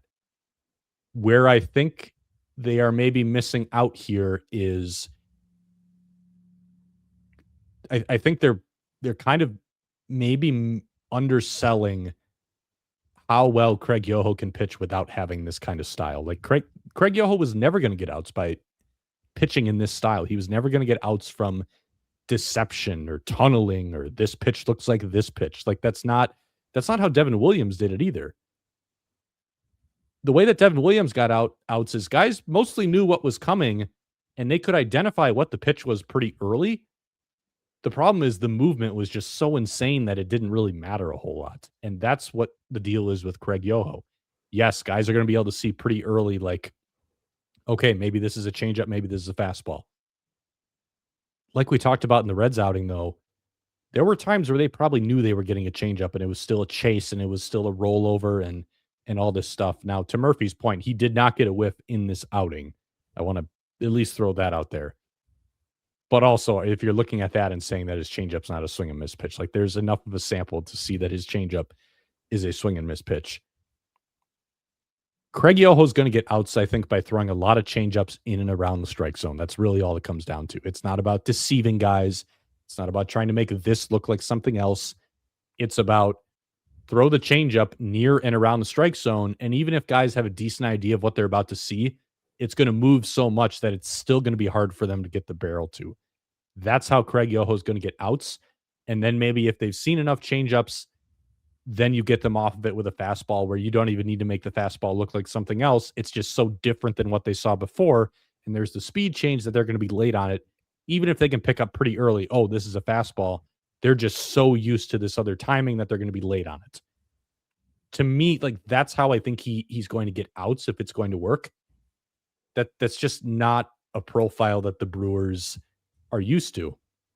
And I wonder if that's kind of where the disconnect is. They're selling him short and not really giving that style of pitching a benefit of the doubt. I think they're looking at the fact that based on their usual style of doing things, he just does not fit that at all. He can't do these things. And they're right. He can't do these things. He can't tunnel. He can't, make one pitch look like a different pitch. That he can't do any of that. And I understand a lot of the concerns that they have surrounding that. Like, and then you pair that with not being able to throw strikes on top of it all. Yes, like that. I can very easily understand how they're like, this profile just is not going to work. Like we can't do a lot with this. But I do think they're underselling just how much the raw movement can just play in the strike zone or around the strike zone. Now, he can't be leaving changeups like up in the zone. Like those are the pitches. He's going to get burned on those. Mm-hmm. But if it's in the strike zone around the belt or below, I think it's going to play even without, playing mind games with guys or doing the deception or the pitch masking or whatever. And I do wonder if that's where they're just not really giving him a full benefit of the doubt there. And again, it would probably be easier to sell them on that if he was throwing more strikes. Like that's some of the ball is in his court a bit too. Like I said, he's not putting his best foot forward. But I think it's a combination of he's not showing them the best version of himself when he's in the big leagues. But also it does kind of feel like they've just made this predetermination of this style just can't work. And I do think that because of that, and also because they're trying to win games and they just don't want to throw what they perceive as a non-competitive reliever out there. And we've talked about like it's almost easier to do that with a starter than with a reliever when at that point in the game, unless you're down by a lot, like that game is still kind of up in the air a little bit. And you want to at least stay in a competitive space, and you're not sure he's going to do that if he's spraying the ball around. I get that. But and it kind of does go back to the Murphy comments. Like it all does kind of read like because he's not that kind of guy, they've just made a predetermination that it's not going to work. And that's where if that's how they're thinking that, then I do disagree with that part of it a little more. I think that, like I said, the way he's going to do this is not going to be fooling guys. It's going to be, here's what's coming. It's just so nasty that you're not going to do anything with it most of the time. And it seems like they are struggling with that profile a little bit and struggling to think that profile could possibly work. And again, like I said, Maybe it's easier to sway their opinion if he's throwing more strikes. But he did that for 2 outings. I thought he was still okay at doing it in this outing. He wasn't all over the place. It seems like they're being overly harsh. And the way that Murphy put a lot of that stuff in post game, like most of it not technically wrong, some of it, yeah, kind of wrong, I think. And again, he's not the pitching guy, but that's just my whole take on the situation. Like they have a very successful way of doing this, but there is kind of that common thread of just about everybody on this staff. They have pitches they can tunnel in the strike zone. Craig Yoho does not, but I would argue Craig Yoho does not need to tunnel pitches in the strike zone. Let him do his thing, give him the breathing room to do his thing and show that it can work. And if it takes a little bit of time, fine. I don't think that opportunity is going to come up, though. I think it's just a combination of he had a bad start, and he's also in an organization that is just not going to see as much value in what he does as other organizations. So I do think a trade, clean slate for everybody, I think that probably is going to happen. I think that probably is the best way to go at this point. Yeah, you much more eloquently just explained my issue with it. I think you're right, though. I think it is absolutely that he just doesn't fit the mold of what they're used to. And the only thing I don't get about that is the Devin Williams part of it. That's the whole description you just had of a guy who doesn't necessarily throw enough strikes at times. Like that was an issue for Devin Williams, especially early in his career. There were times where, oh yeah, Devin Williams just walked the bases loaded. The good news is he could just keep throwing the airbender in his case, and it was going to probably get him out of the inning anyway. Again, I will say I do think there's something to the fact that Devin threw it harder than Yoho does, and I do wonder if maybe even shortening it up and throwing a little bit harder with both the sweeper, which we saw him try to do for a stretch last year, which I really wish he would have stuck with, or they would have at least tried to do for more than like that week where it suddenly was an 81 mile per hour breaking ball with shorter movement. Like I still think that would help him a lot too if he threw something like that. But maybe they could try and do something like that with the changeup. But even still, it just feels like none of that is really on the table. It's just, well, this doesn't work, so we're not going to really be able to make this work. And I'm sure there's more to it than that. But yeah, it does feel like he's not getting a completely fair shake. There may be, like we talked about, and you mentioned, they don't normally do this, but to an extent, it feels like they're kind of pigeonholing him into one certain thing. Like, nope, he doesn't do what we do. It's not a pitch mix thing. It's more of a tunnel and the way we like to use our pitches off of each other thing. But I'm 100% with you that I think the stuff is just good enough to work based off of pure stuff, not anything else, just pure stuff. It can get guys off balance, it can get guys off barrels, and it can miss bats. And I think that's the way I would be trying to do things with him. But the way you laid it out, you can definitely see why, like, he doesn't necessarily fit with how they do things. In the end, I would love to see him get the opportunity to just be himself, throw how he throws in AAA. Because that's the other part. He doesn't even pitch the same most of the time when he's in AAA versus in the big leagues. Like, he did throw more changeups than any other pitch this time up. So that was good to see. Like, there were more changeups this time for sure. It seemed like they leaned into it a little bit more. If he does get another chance, I hope it continues. I still think there's a use for like mixing in a sweeper every once in a while just to show something to the batters that something is going to move big time glove side. Like, at least put that in their head. They didn't use one. I don't think he's thrown one in the big leagues this year. He's thrown exactly one. Just one. He's thrown one. Yeah. Okay. So like, I think there's a use for that too. And I think that's where other organizations do things differently. And I'm not saying it's pretty hard to argue with the results the Brewers get, the way they go about pitching. Like, they're very, very good at this. So what they do works. It absolutely works. But it does make me wonder if they're missing out on certain profiles that can also work if you let them pitch in this manner instead of trying to kind of force them into, okay, well, they don't really tunnel their pitches well enough for us to be able to make it work, I guess. So I do think I think I'm a little more on the same page with them on the sweeper. Like, he just is not he's rarely shown that he can consistently get that in the strike zone, because I think the role of that pitch is it's like I said, it never has any chance of tunneling with anything. It's got to be a land in the zone pitch. Yep. I think with more time, maybe he can figure out how to do that. But if it's not there right now, I can understand why it's just not viable. Like, one of the other things that Murph said in postgame that I don't fully agree with is he said he's a two-pitch guy. Even if you want to take the sweeper out of the equation, he does have the cutter. I get it. The movement is not super consistent on the cutter, but it is there. And he threw it in that outing against the Reds. But even if it's just the fastball changeup combo, like, I have the numbers up now. His changeup in the big leagues so far, 247 ex-WOBA, 87.5 EV, 18% hard hit rate. Like, guys are not touching it. And the whiff rate is like over 30% as well. It's like a 33% whiff rate in the big leagues when he's been up here with that changeup. And that's throwing it a lot. And that's not doing the sequencing thing. And that's having bad location. And that's still what it's doing. Right. Like, to me, that I feel like there is enough evidence to show that like this pitch can just work. And I get it. Like, the velo is not Devin's velo. And if you pull up Devin on that same graphic I was talking about, he does have the same deal where, like, nothing tunnels in the zone.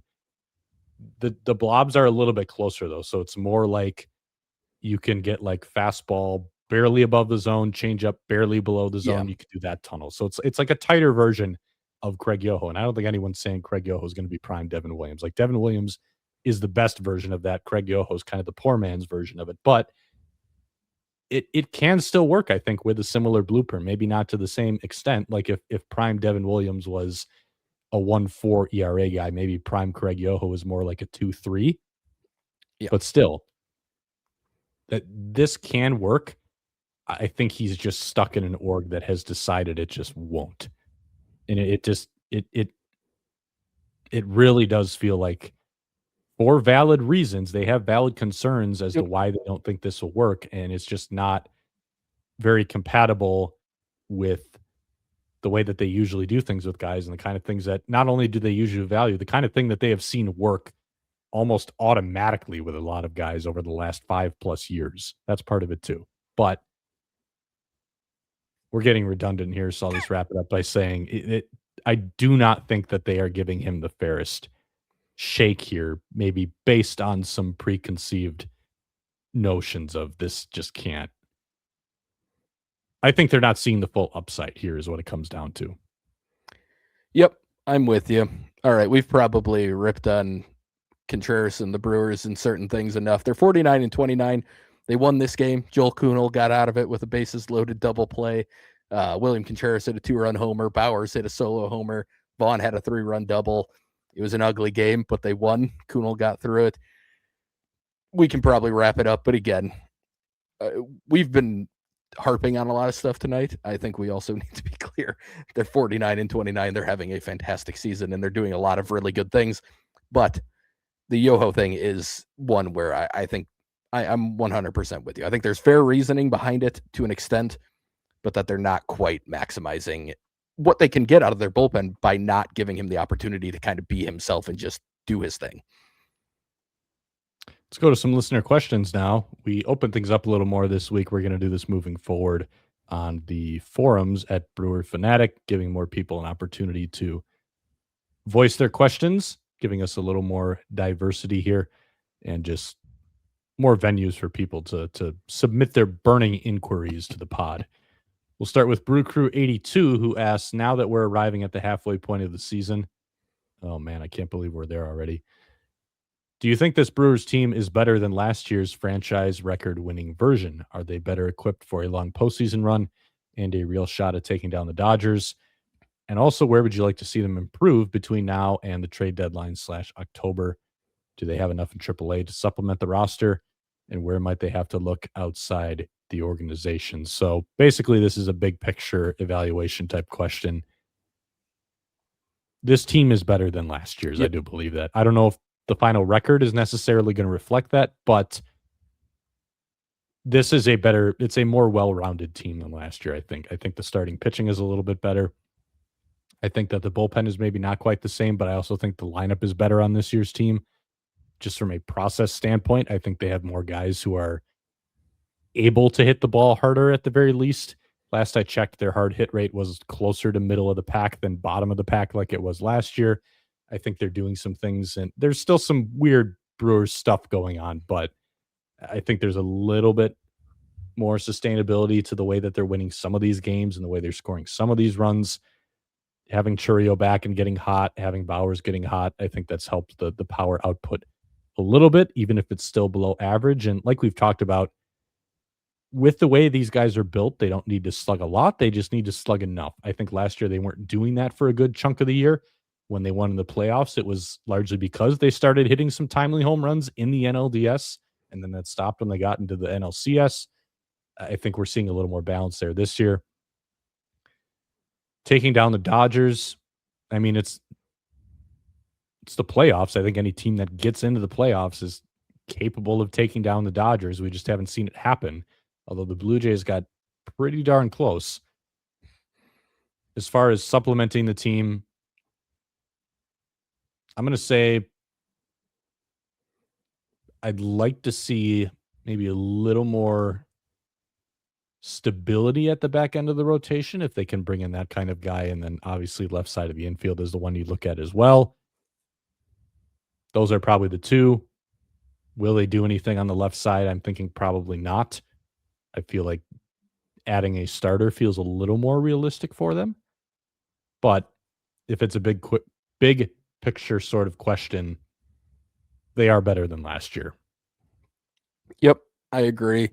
I'd echo all of that. I think the only thing you didn't mention that I do think I mentioned last week, but I think they might be in the market for a little bit more of a well-known bullpen arm this year. It just wouldn't surprise me. As you mentioned, not quite the same level as we've seen in the past to this point. I think they might be willing to go out. I mentioned Aroldis Chapman. I think that would make some sense. Another lefty arm, another leverage arm. I think the Marlins are probably going to be selling some interesting arms like Anthony Bender. I would be interested in a guy like that, although I don't think the Brewers would be because he's got the big sweeper. I'm not sure he would. He might not fit with how some of his shapes work. I haven't looked super into it, but the Brewers had him in their system and released him, and then he went to the Milkmen for a couple of years, and then he went to Miami from there and has been a very solid reliever for a couple of years. But either way, I think that might be a place they look to supplement, and maybe in a non like Daniel Norris type way, but in more of a proven commodity this time around. It wouldn't shock me. So otherwise, yeah, I don't really expect them to be on the Tarek Skubals of the world. I guess you can't rule it out. It's been odd how many of the big names have been tying him to the Brewers of late in the reporting world, but a lot of it is more like, hey, the Brewers should do this, not necessarily, hey, the Brewers are actually looking at doing this. So who knows in that regard, but I don't think they'll be in that. I do think some back end of the rotation. The one guy I will come back to, and I didn't want him last year, so this is going to sound weird, but the Brewers have made trades with the Reds at the deadline before. Robert Murray mentioned that they finished second for Suarez at the deadline last year. There were some rumors that they were in on him in the offseason this year. It wouldn't shock me if they tried to buy low on Suarez, Eugenio Suarez, this time, rather than buying what I thought was buying very high at the deadline last year. Maybe you try and buy low on him this year, add some pop to that third base spot, and maybe you get a bet. Last year, I felt like he was going to have a bad second half because he had such an insane first half. This year, he's having a mediocre first half. Maybe you get the hot second half from him. That would be the one name that I would come back to, and the only reason I even say it is because they have traded with the Reds in the division at the deadline before. If the Reds are out of it, that's the one name that kind of comes to mind for that third base spot. But otherwise, I think it's going to be pitching more than anything else. What if I told you Suarez has hit the lowest bat speed of his career and his quality of contact numbers have cratered? Well, I would buy it because I figured it was coming at some point. Then they probably won't be super interested in that. But like I said, Robert Murray has now said that they were very close to getting him last year, which people might not want to hear. I still think that was probably good they didn't. But yeah, this time I was thinking maybe buy low, but yeah, if everything in the peripherals is looking a lot worse, then I mean, he's old. It's not shocking that he would kind of hit that wall. So then maybe not. Maybe I'll pass on that. Next question that we got comes from Michael, who asks, what's your feeling on the bullpen usage so far? It feels as if starters are going longer, but I don't have the numbers. So on the starter point, I did look it up on Baseball Reference. Last season, the Milwaukee Brewers got an average of 5.1 innings per start. This year, they're getting an average of 5.3 innings per start. So very close, basically exactly the same. I wouldn't really read into it a whole lot.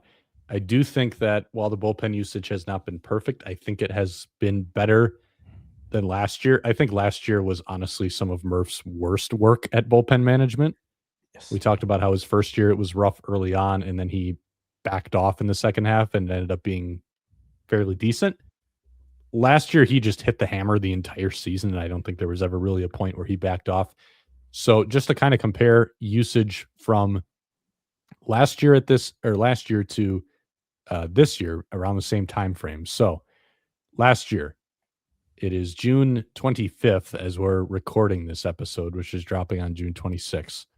So just looking at some notable Brewers relievers, last year at this time, Abner Uribe was at 38 appearances and 38 innings. Right now, he is at 31 appearances and 29 innings. So like a 10 inning difference almost. That's a pretty big, substantial difference. Trevor McGill, he was at 31 and 27. He's at about the same here because he had kind of the injury concerns. Nick Mears at this time last year was at 34 and 32. That was with missing a couple weeks. Jared Koenig at this point was at 37 appearances and 33 innings. Grant Anderson at this point last year, 34 games, 39 innings. This year he's at 30 appearances, 31. This is way more balanced this year. The only one where there's a pretty big spike is Aaron Ashby, because Aaron Ashby. But that's also a little bit of a different situation because he missed most of the first half. Also, they just seem convinced that he's a different animal and he can just do this.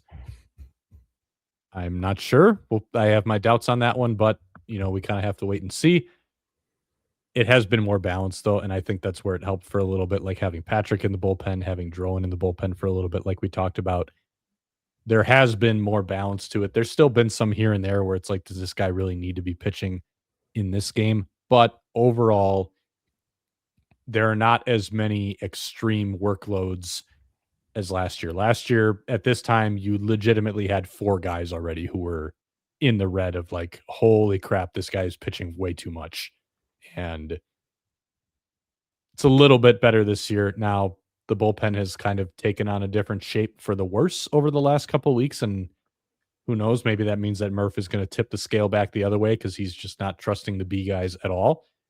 But you did have a nice stretch there where he was trusting more of the Patricks and the Drowans and those kind of guys to pitch some leverage long relief. DL Hall as well, even if it wasn't leverage long relief, like using DL when they're down by 1 or 2, that still counts for something.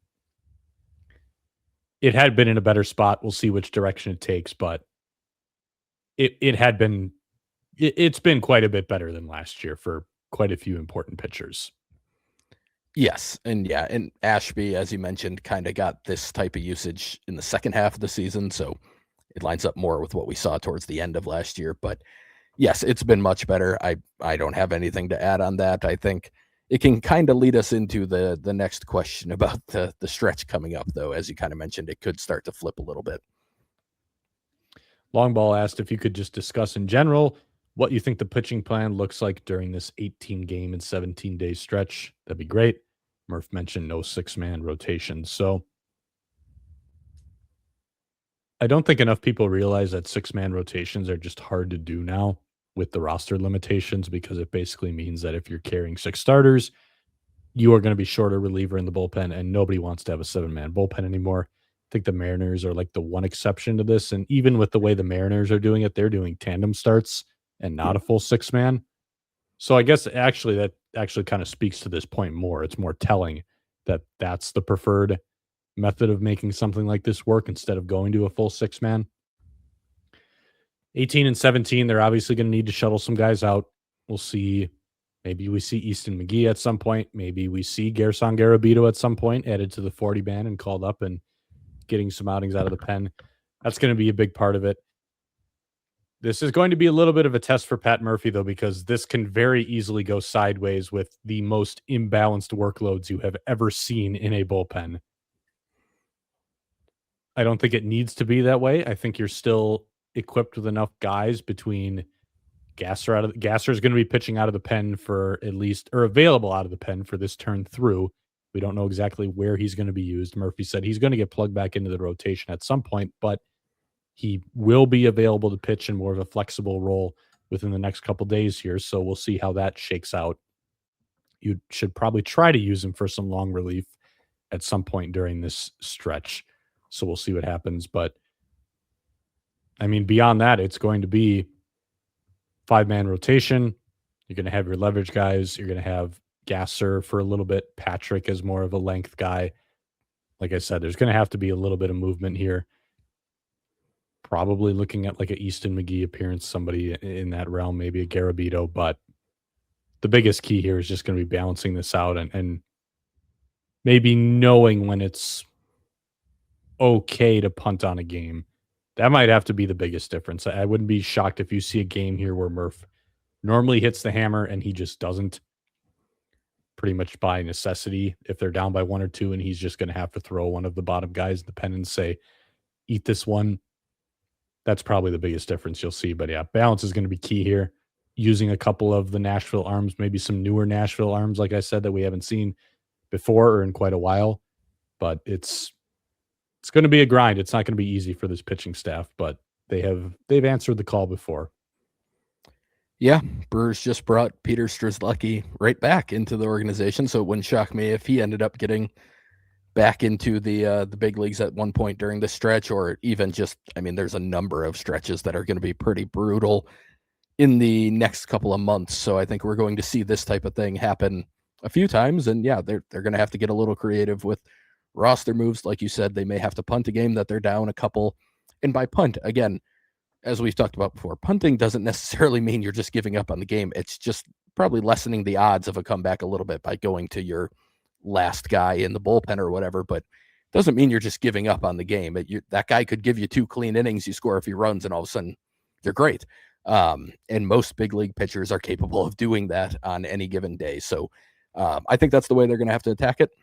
I think they have the type of depth, although the depth is thinner with all of the injuries that they've had over the last couple months, really. But they have the depth to do it. They have big league caliber pitcher. Lyon Richardson could be an option as well. They brought him in recently. He's been a long multi-year big leaguer for the Reds. So they'll have names available if they need to dig into the depth. But even with the guys that they have, they just have to be smart about maybe not fully chasing wins that they aren't necessarily, that don't have very high odds of them actually being able to come back in a game or something along those lines. Formerly Biz asks, with the surplus of starting pitching, at least in quantity, do you see the Brewers using these assets in potential deadline trades? How does the looming potential for a lockout in 27 factor into the equation? More aggressive or no impact? So we talked about this a while ago. After Robert Gasser's first couple starts, we saw a world in which maybe he's someone that the Brewers look to move in a trade just to get him off the 40 and maybe use that spot a little better. I don't know if I expect that as much now that he's throwing the ball better. And like I said, I think that they could potentially use another starter, which maybe it means they move someone further down on the totem pole who they don't think can fill that more consistent back of the rotation role. So maybe it is still Gasser, but it feels to me more at this point like they are going to add to this group than subtract from it. Agreed. Yeah, I think they'll add, and they won't be using big league arms to do so in the return. I think the sneakiest, most interesting name for me, not that I expect him to get moved at all, but I do have to wonder if there's some hesitation with Logan Henderson and all the injuries that have cropped up for him over the course of his career, that if someone viewed him as a pretty big piece in a trade, like as a headliner in a bigger trade, I could see the Brewers potentially looking at that and saying, we really like him. We think there could be a very good pitcher here. We don't know if he'll ever be out there enough for it to matter, which I think if you go back to the Willie Adames trade, I think that was exactly what they thought with Drew Rasmussen. Like, I think that's played out. Rasmussen's been awesome when he's pitching, but he's averaging like 60 to 80 innings a season since he's been traded. I wonder if they might view Henderson in that type of vein, and if there's a big name or if there's a bigger deal out there that they like, he's the one that I wonder if they would be willing to part with, just because there's so much risk in whether he'll be out there and enough to make it worthwhile for him to be viewed as such a big part of their future. As far as the question about the potential lockout, I don't know how much that impacts for acquisitions. I think the bigger impact for that is just going to be how they treat their homegrown guys and the potential of extending them. I think that's where you're seeing more of the impact right now. We've talked about it with the Lara extension and the Pratt extension to an extent. Is the window of control going to start changing for some of these guys where they're trying to get out ahead of that? But if I'm understanding the question correctly, I don't see that really impacting the kind of players that they'd want to bring in or trade away. I would guess that's probably going to stay pretty similar. Yeah, I would agree. I think maybe the argument would be, if they only get a weird half season next year and it's the last year of William Contreras or whatever, do they view this as, let's go in a little bit more this year because we have no idea what next year will look like. We don't know if we'll have William Contreras then in 2028, if there's a whole lost season or anything. I don't think that's going to happen, but maybe that would be the logic, but I'd be a little surprised if they're looking at it that way. Final question that we're going to take off the forums is similar vein. What's your opinion about the owner's CBA proposal to no longer draft high schoolers? So to answer the question directly, that's not a good proposal. To answer the question more fully, nobody is going to be making good proposals on checks notes June 25th. That is kind of the whole point of this right now. A lot of it's just posturing. A lot of it is everybody throwing out some of their least reasonable offers on both sides. And again, you can talk about which side is being more reasonable right now. I'm not going to do that. I'm just going to say that right now, everybody is being very vocal. There's a lot of ideas being thrown around, and to some extent, there is probably a little bit of everybody's just trying to get public perception on their side right now. This is how negotiating works. You're not actually going to be doing the real negotiating until they're much closer to the wire, until there's games on the line, all this kind of stuff. I don't think we're losing games next year, to be totally honest with you. I think it's going to be very similar to what we saw the last time around, where there is going to be a lockout. But lockouts are going to be the norm now. I think that's just going to happen every time the CBA expires. This one in particular, though, I think it's going to be very similar, where the cap is obviously going to be a big part of this. It's going to go down to the wire. I think games might be pushed back a little bit, but I do not think games are going to be lost. I think there's too much momentum right now. I think at the end of the day, when it really gets down to the wire, neither side is going to be willing to lose games, and they're going to do all this posturing and they're going to act like they're okay with it if that's a sacrifice that needs to be made. When that's actually put in front of their face, I think you're going to see a very stunning amount of progress made in a very short window of time, kind of like what we saw last year. But again, right now it's just not worth reading into anything that anyone's throwing out too heavily. You're going to see some people breaking it down. There's maybe a couple things to glean from it, but if you're not a full-blown expert on this, which most of us are not, it's just not worth reading too much into it. It's a lot of posturing and a lot of hot air kind of flying around right now. Yep. Both sides are going to throw out extremes so that when they come to the actual negotiations, they can go, well, I guess we could let go of this in exchange for this. And that's all they're doing here, is they're trying to set the table to say, like, oh, we want all of this. And then when it actually comes down to it, they're going to look at it and say, we have like 3 things that are very important to us. We're willing to give up all this other stuff to get these 3 things. The owners are going to have the same thing. In the end, like you said, if they lose games, I don't think it'll be anything more than maybe delaying the season a little bit. I could see like spring or something getting pushed back a little bit or something along those lines, but I don't think they end up losing legitimate games. over the course of the season. I think they will come to an agreement. What that looks like, I have no earthly idea. I'm not an expert. I will become a lot more interested when it's the only thing to talk about with baseball. When this does eventually get down to that point and nobody can sign players, nobody can trade for them because there is going to be a lockout of some sort, then yeah, I'll probably dig into it more. But right now, it's not worth really worrying about in my eyes. This remains one of the topics where I have absolutely no hesitation in saying I'm not an expert on this and I'm just not going to talk about it a ton. I think there's a lot of people who think they know more about it than they actually do, and they do like to talk about it a ton. Not everybody, but some people, quite a few people, just because this is a hot topic and that's how hot topics work. But we'll cross that bridge when we get there. Yep. Right now, I am just not particularly interested in paying attention to this or discussing this because I don't think it's very important yet. Yep, I'm with you. That's going to do it for the big league side of the podcast this week. It is now time for Spencer's minor league sandbox. A lot of questions and a lot of notes. So if you need to take like a drink of water or something before you jump into it, I'm happy to give you that time. I see you shaking your head, so I'm going to assume that means you're good to go. I think I can make it. We'll see. Give her. All right. Yeah. Like Jack said, a lot of questions. Always appreciate that from Joey Weimer Truther, which, hey, he's making it work in DC this year. So good for you. If you had to guess, who would you expect to be protected from Rule 5 draft eligibility and added to the 40-man this offseason? So obviously this is assuming they're not traded or brought up to the big league roster prior to the offseason. There are 5 names that I think would be under legitimate consideration. Luke Adams is one of them. I'm going to talk about him a little bit later. Jet Williams is one of them. I think he would be somebody that teams would be pretty interested in giving a shot if the Brewers didn't protect him. Tate Keener is an interesting arm that I think they would have to look at, a lefty who I think would play up out of the bullpen and could even start. That's the type of arm teams are usually going to be pretty interested in.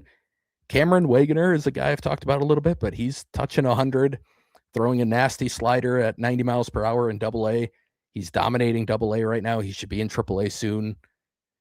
If he performs in Triple-A and doesn't get to the big leagues, I still think that's somebody that you got to give a legitimate look at for the 40-man spot. And then Mark Manfredi, who I'm also going to talk about a little bit later, so I won't go super deep into him right now. But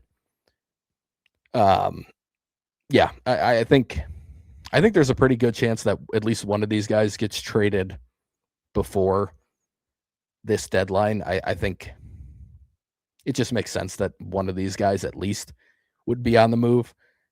If not, though, all 3 pitchers are guys that I could see being options in the Brewers big league, on the Brewers big league roster at some point this year. So we will see. But on the offensive side of things, we got some questions about some offensive guys, and I talked about Luke Adams a second ago. So Sprawl 135 asked, should we read anything into Luke Adams starting at third over Wilkin of late? Is the defense at third base good enough for the short side of a platoon? Brew Crew 82 also asked, with Luke Adams finally healthy and heating up in AAA, do you think he could potentially become a real option at third if the Ortiz and Hamilton platoon doesn't hold up offensively? So for both of those, I have long maintained that he can handle third base. I don't think it'll be necessarily at the level that the Brewers are used to. But given they were interested in Eugenio Suarez, they may be willing to part with that for offensive production. His biggest issue is that he's always throwing off platform for some reason on the run, just not setting his feet. He's got a strong enough arm, but he just struggles to just get them underneath him, get his feet underneath him. I think that's something that can be cleaned up. I think a lot of the rest of it is fine, that he could handle it. So I think he can. I hope he keeps playing there. I think he should get reps in the corner outfield spots too. I think that's another way you could maybe find a route to playing time for him at some point.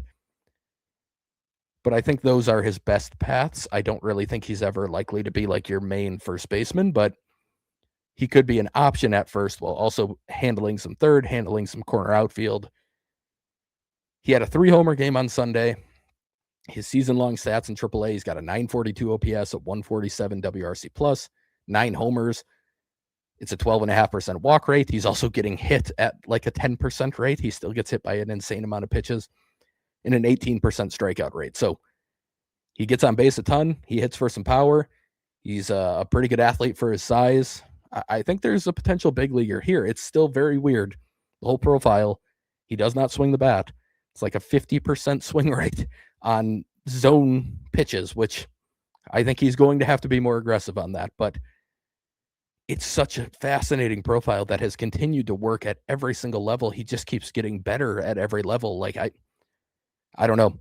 It's hard for me to doubt him at this point. I've always liked him, and then also had this weird doubt in the back of my head. It's the weirdest prospect I've like really followed for the Brewers. I think he could be a big leaguer though, so I hope he gets opportunities at those spots. Speaking of third base, Nate asked weekly Andrew Fisher update, please. So he's hit 3 homers in his first 6 AA games. He has 5 hits. All of them are extra base hits. A double and a triple is along with those 3 homers. It's a 32% strikeout rate so far, 29.6% whiff rate. Both of those better than we were seeing in high A, but also it's been 6 games. He had an awesome interview with the Foul Territory guys. Very, very, very good interview. He's extremely well spoken, has a very good grasp of what he's doing, what he wants to do. It was impressive. He talked a little bit about the swing and miss and the strikeouts and how the Brewers haven't had him focus on that. They've been more focused on certain processes and a lot of different stuff, and that most of the time they've been pretty happy with what he's doing. That makes me more comfortable. I do enjoy hearing that. It'll be interesting. I still think it's going to need to come down eventually, but that was really encouraging, and I do encourage you to listen to that. It was like a 30-minute interview, I think, but really good stuff. Fun guy to listen to talk. Definitely has a good head on his shoulders, so it gave me some more confidence than I had just given some of these swing and miss concerns, but we'll see where it goes from here.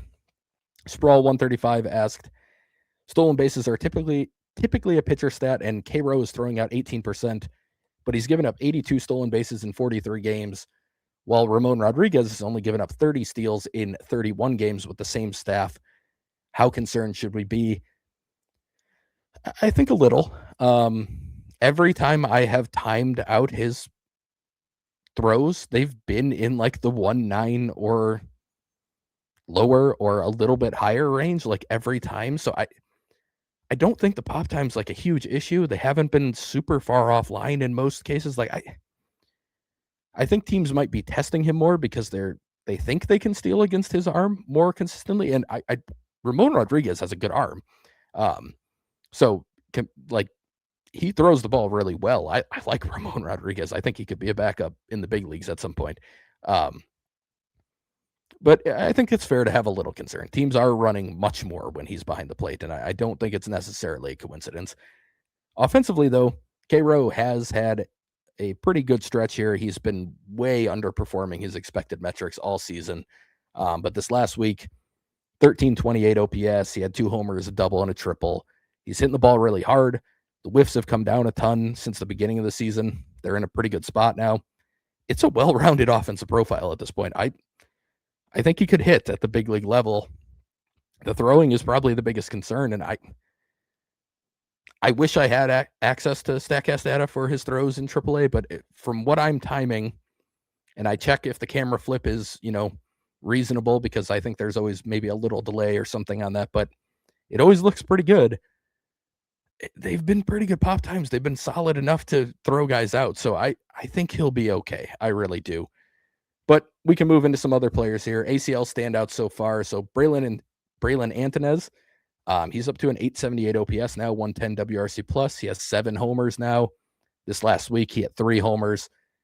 The strikeouts are still pretty high, but he is crushing the baseball. In StatCast games, his 90th percentile EV is 109, and he's been up to 114. So he's still really interesting. I'm still very interested in what Antonez is going to bring. I mentioned Herlin Payano last week as a potential mover to the ACL from the DSL. He happened to get moved just the next week, so we'll see how he performs at this level, but he was destroying the DSL in his second year at the level. He only played in like 10 games last year because of injury, but he was too good for that level. It'll be a nice challenge to see how he looks at the ACL level. I've been talking about Alexander Frias for a long time as an ACL guy. He's in low A now. He finally got promoted after just destroying the ACL, including his final 2 games in which he went 8 for 10 and had a 6 for 6 game mixed in there. So he was just far too good for that level. He hit his first low A home run in his second game at the level. He hit it 420 feet off of Max Kranick, who's a big leaguer who was rehabbing. He also stole 3 bases in game 1 at the level. I don't think base stealing is going to be a huge part of his game, but he is relatively fast, especially for his size. But the swing is very nice to watch. He's got a ton of power behind it. Again, popping 117s in the complex league. Definitely one to watch. 18 years old. He's flying up prospect lists. People are talking about potential top 100 soon for him. They might have got another one here. They really might have. Marco Dinges, he had 3 homers in the last 3 games coming into today, including a 2-homer game on Wednesday. One of them was 110 off the bat and went over the scoreboard in Appleton. If you've been there, that's a poke. that ball is touched if it's getting over the scoreboard there. Eric Batanti had a 2-homer, 1283 OPS this past week. He also hit one over the batter's eye. That was one of the furthest balls I've ever seen hit at the stadium. That one left the bat at 112. So guys, we're getting into some baseballs this week. Josiah Ragsdale had a 28-game on-base streak coming into today. He had another hit, so it's 29 now. During that time, he had 4 doubles, a triple, a homer. He's got a 928 OPS for the season coming into today, a 141 WRC plus. He might need to go to Double A soon. This is a college player who is just tearing up high A. Might be a steal as that 7th-round pick. I think he's a legitimate top 30-ish guy in the system already. So in a very, very good system. Josh Adamszewski got moved to Double A like Fisher did. In his first 6 games, he had a 958 OPS with 2 doubles, batted 409. Guy just hits. He is a very, very good hitter. Jesus Medei had a really good week. 1086 OPS for him, 2 doubles, a homer. Luis Lara had a 7-for-7 stretch where he went 7 straight at-bats, recording a hit, including a double in there.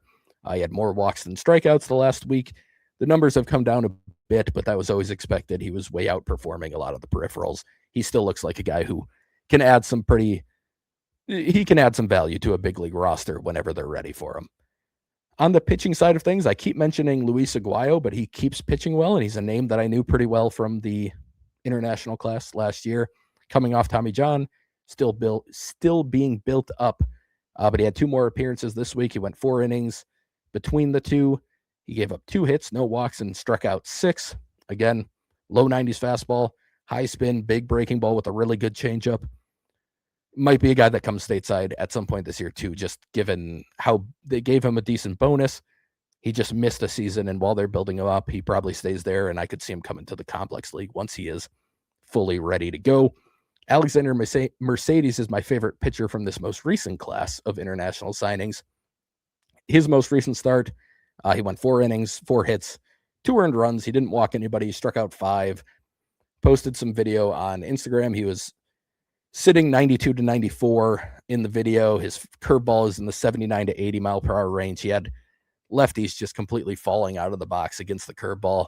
Looks like a really good pitch. He's been up to 96 already. He's a 17-year-old lefty with a good secondary and a fastball up to 96. I think that's one that's very much worthy of being noticed and being paid attention to. Moving to a couple of low A pitchers here. Hayden Robinson. It's been up and down this year. He had Tommy John after a fantastic start in the ACL a few years ago to his pro career. Missed most of last year, came back. It was okay. It wasn't great. Struggled in the ACL. This year, the numbers haven't been great in low A, but he had a really good outing this last time, 4 scoreless.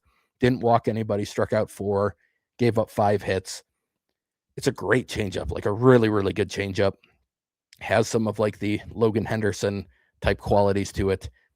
He's a young guy still. He was a high school pick a few years back.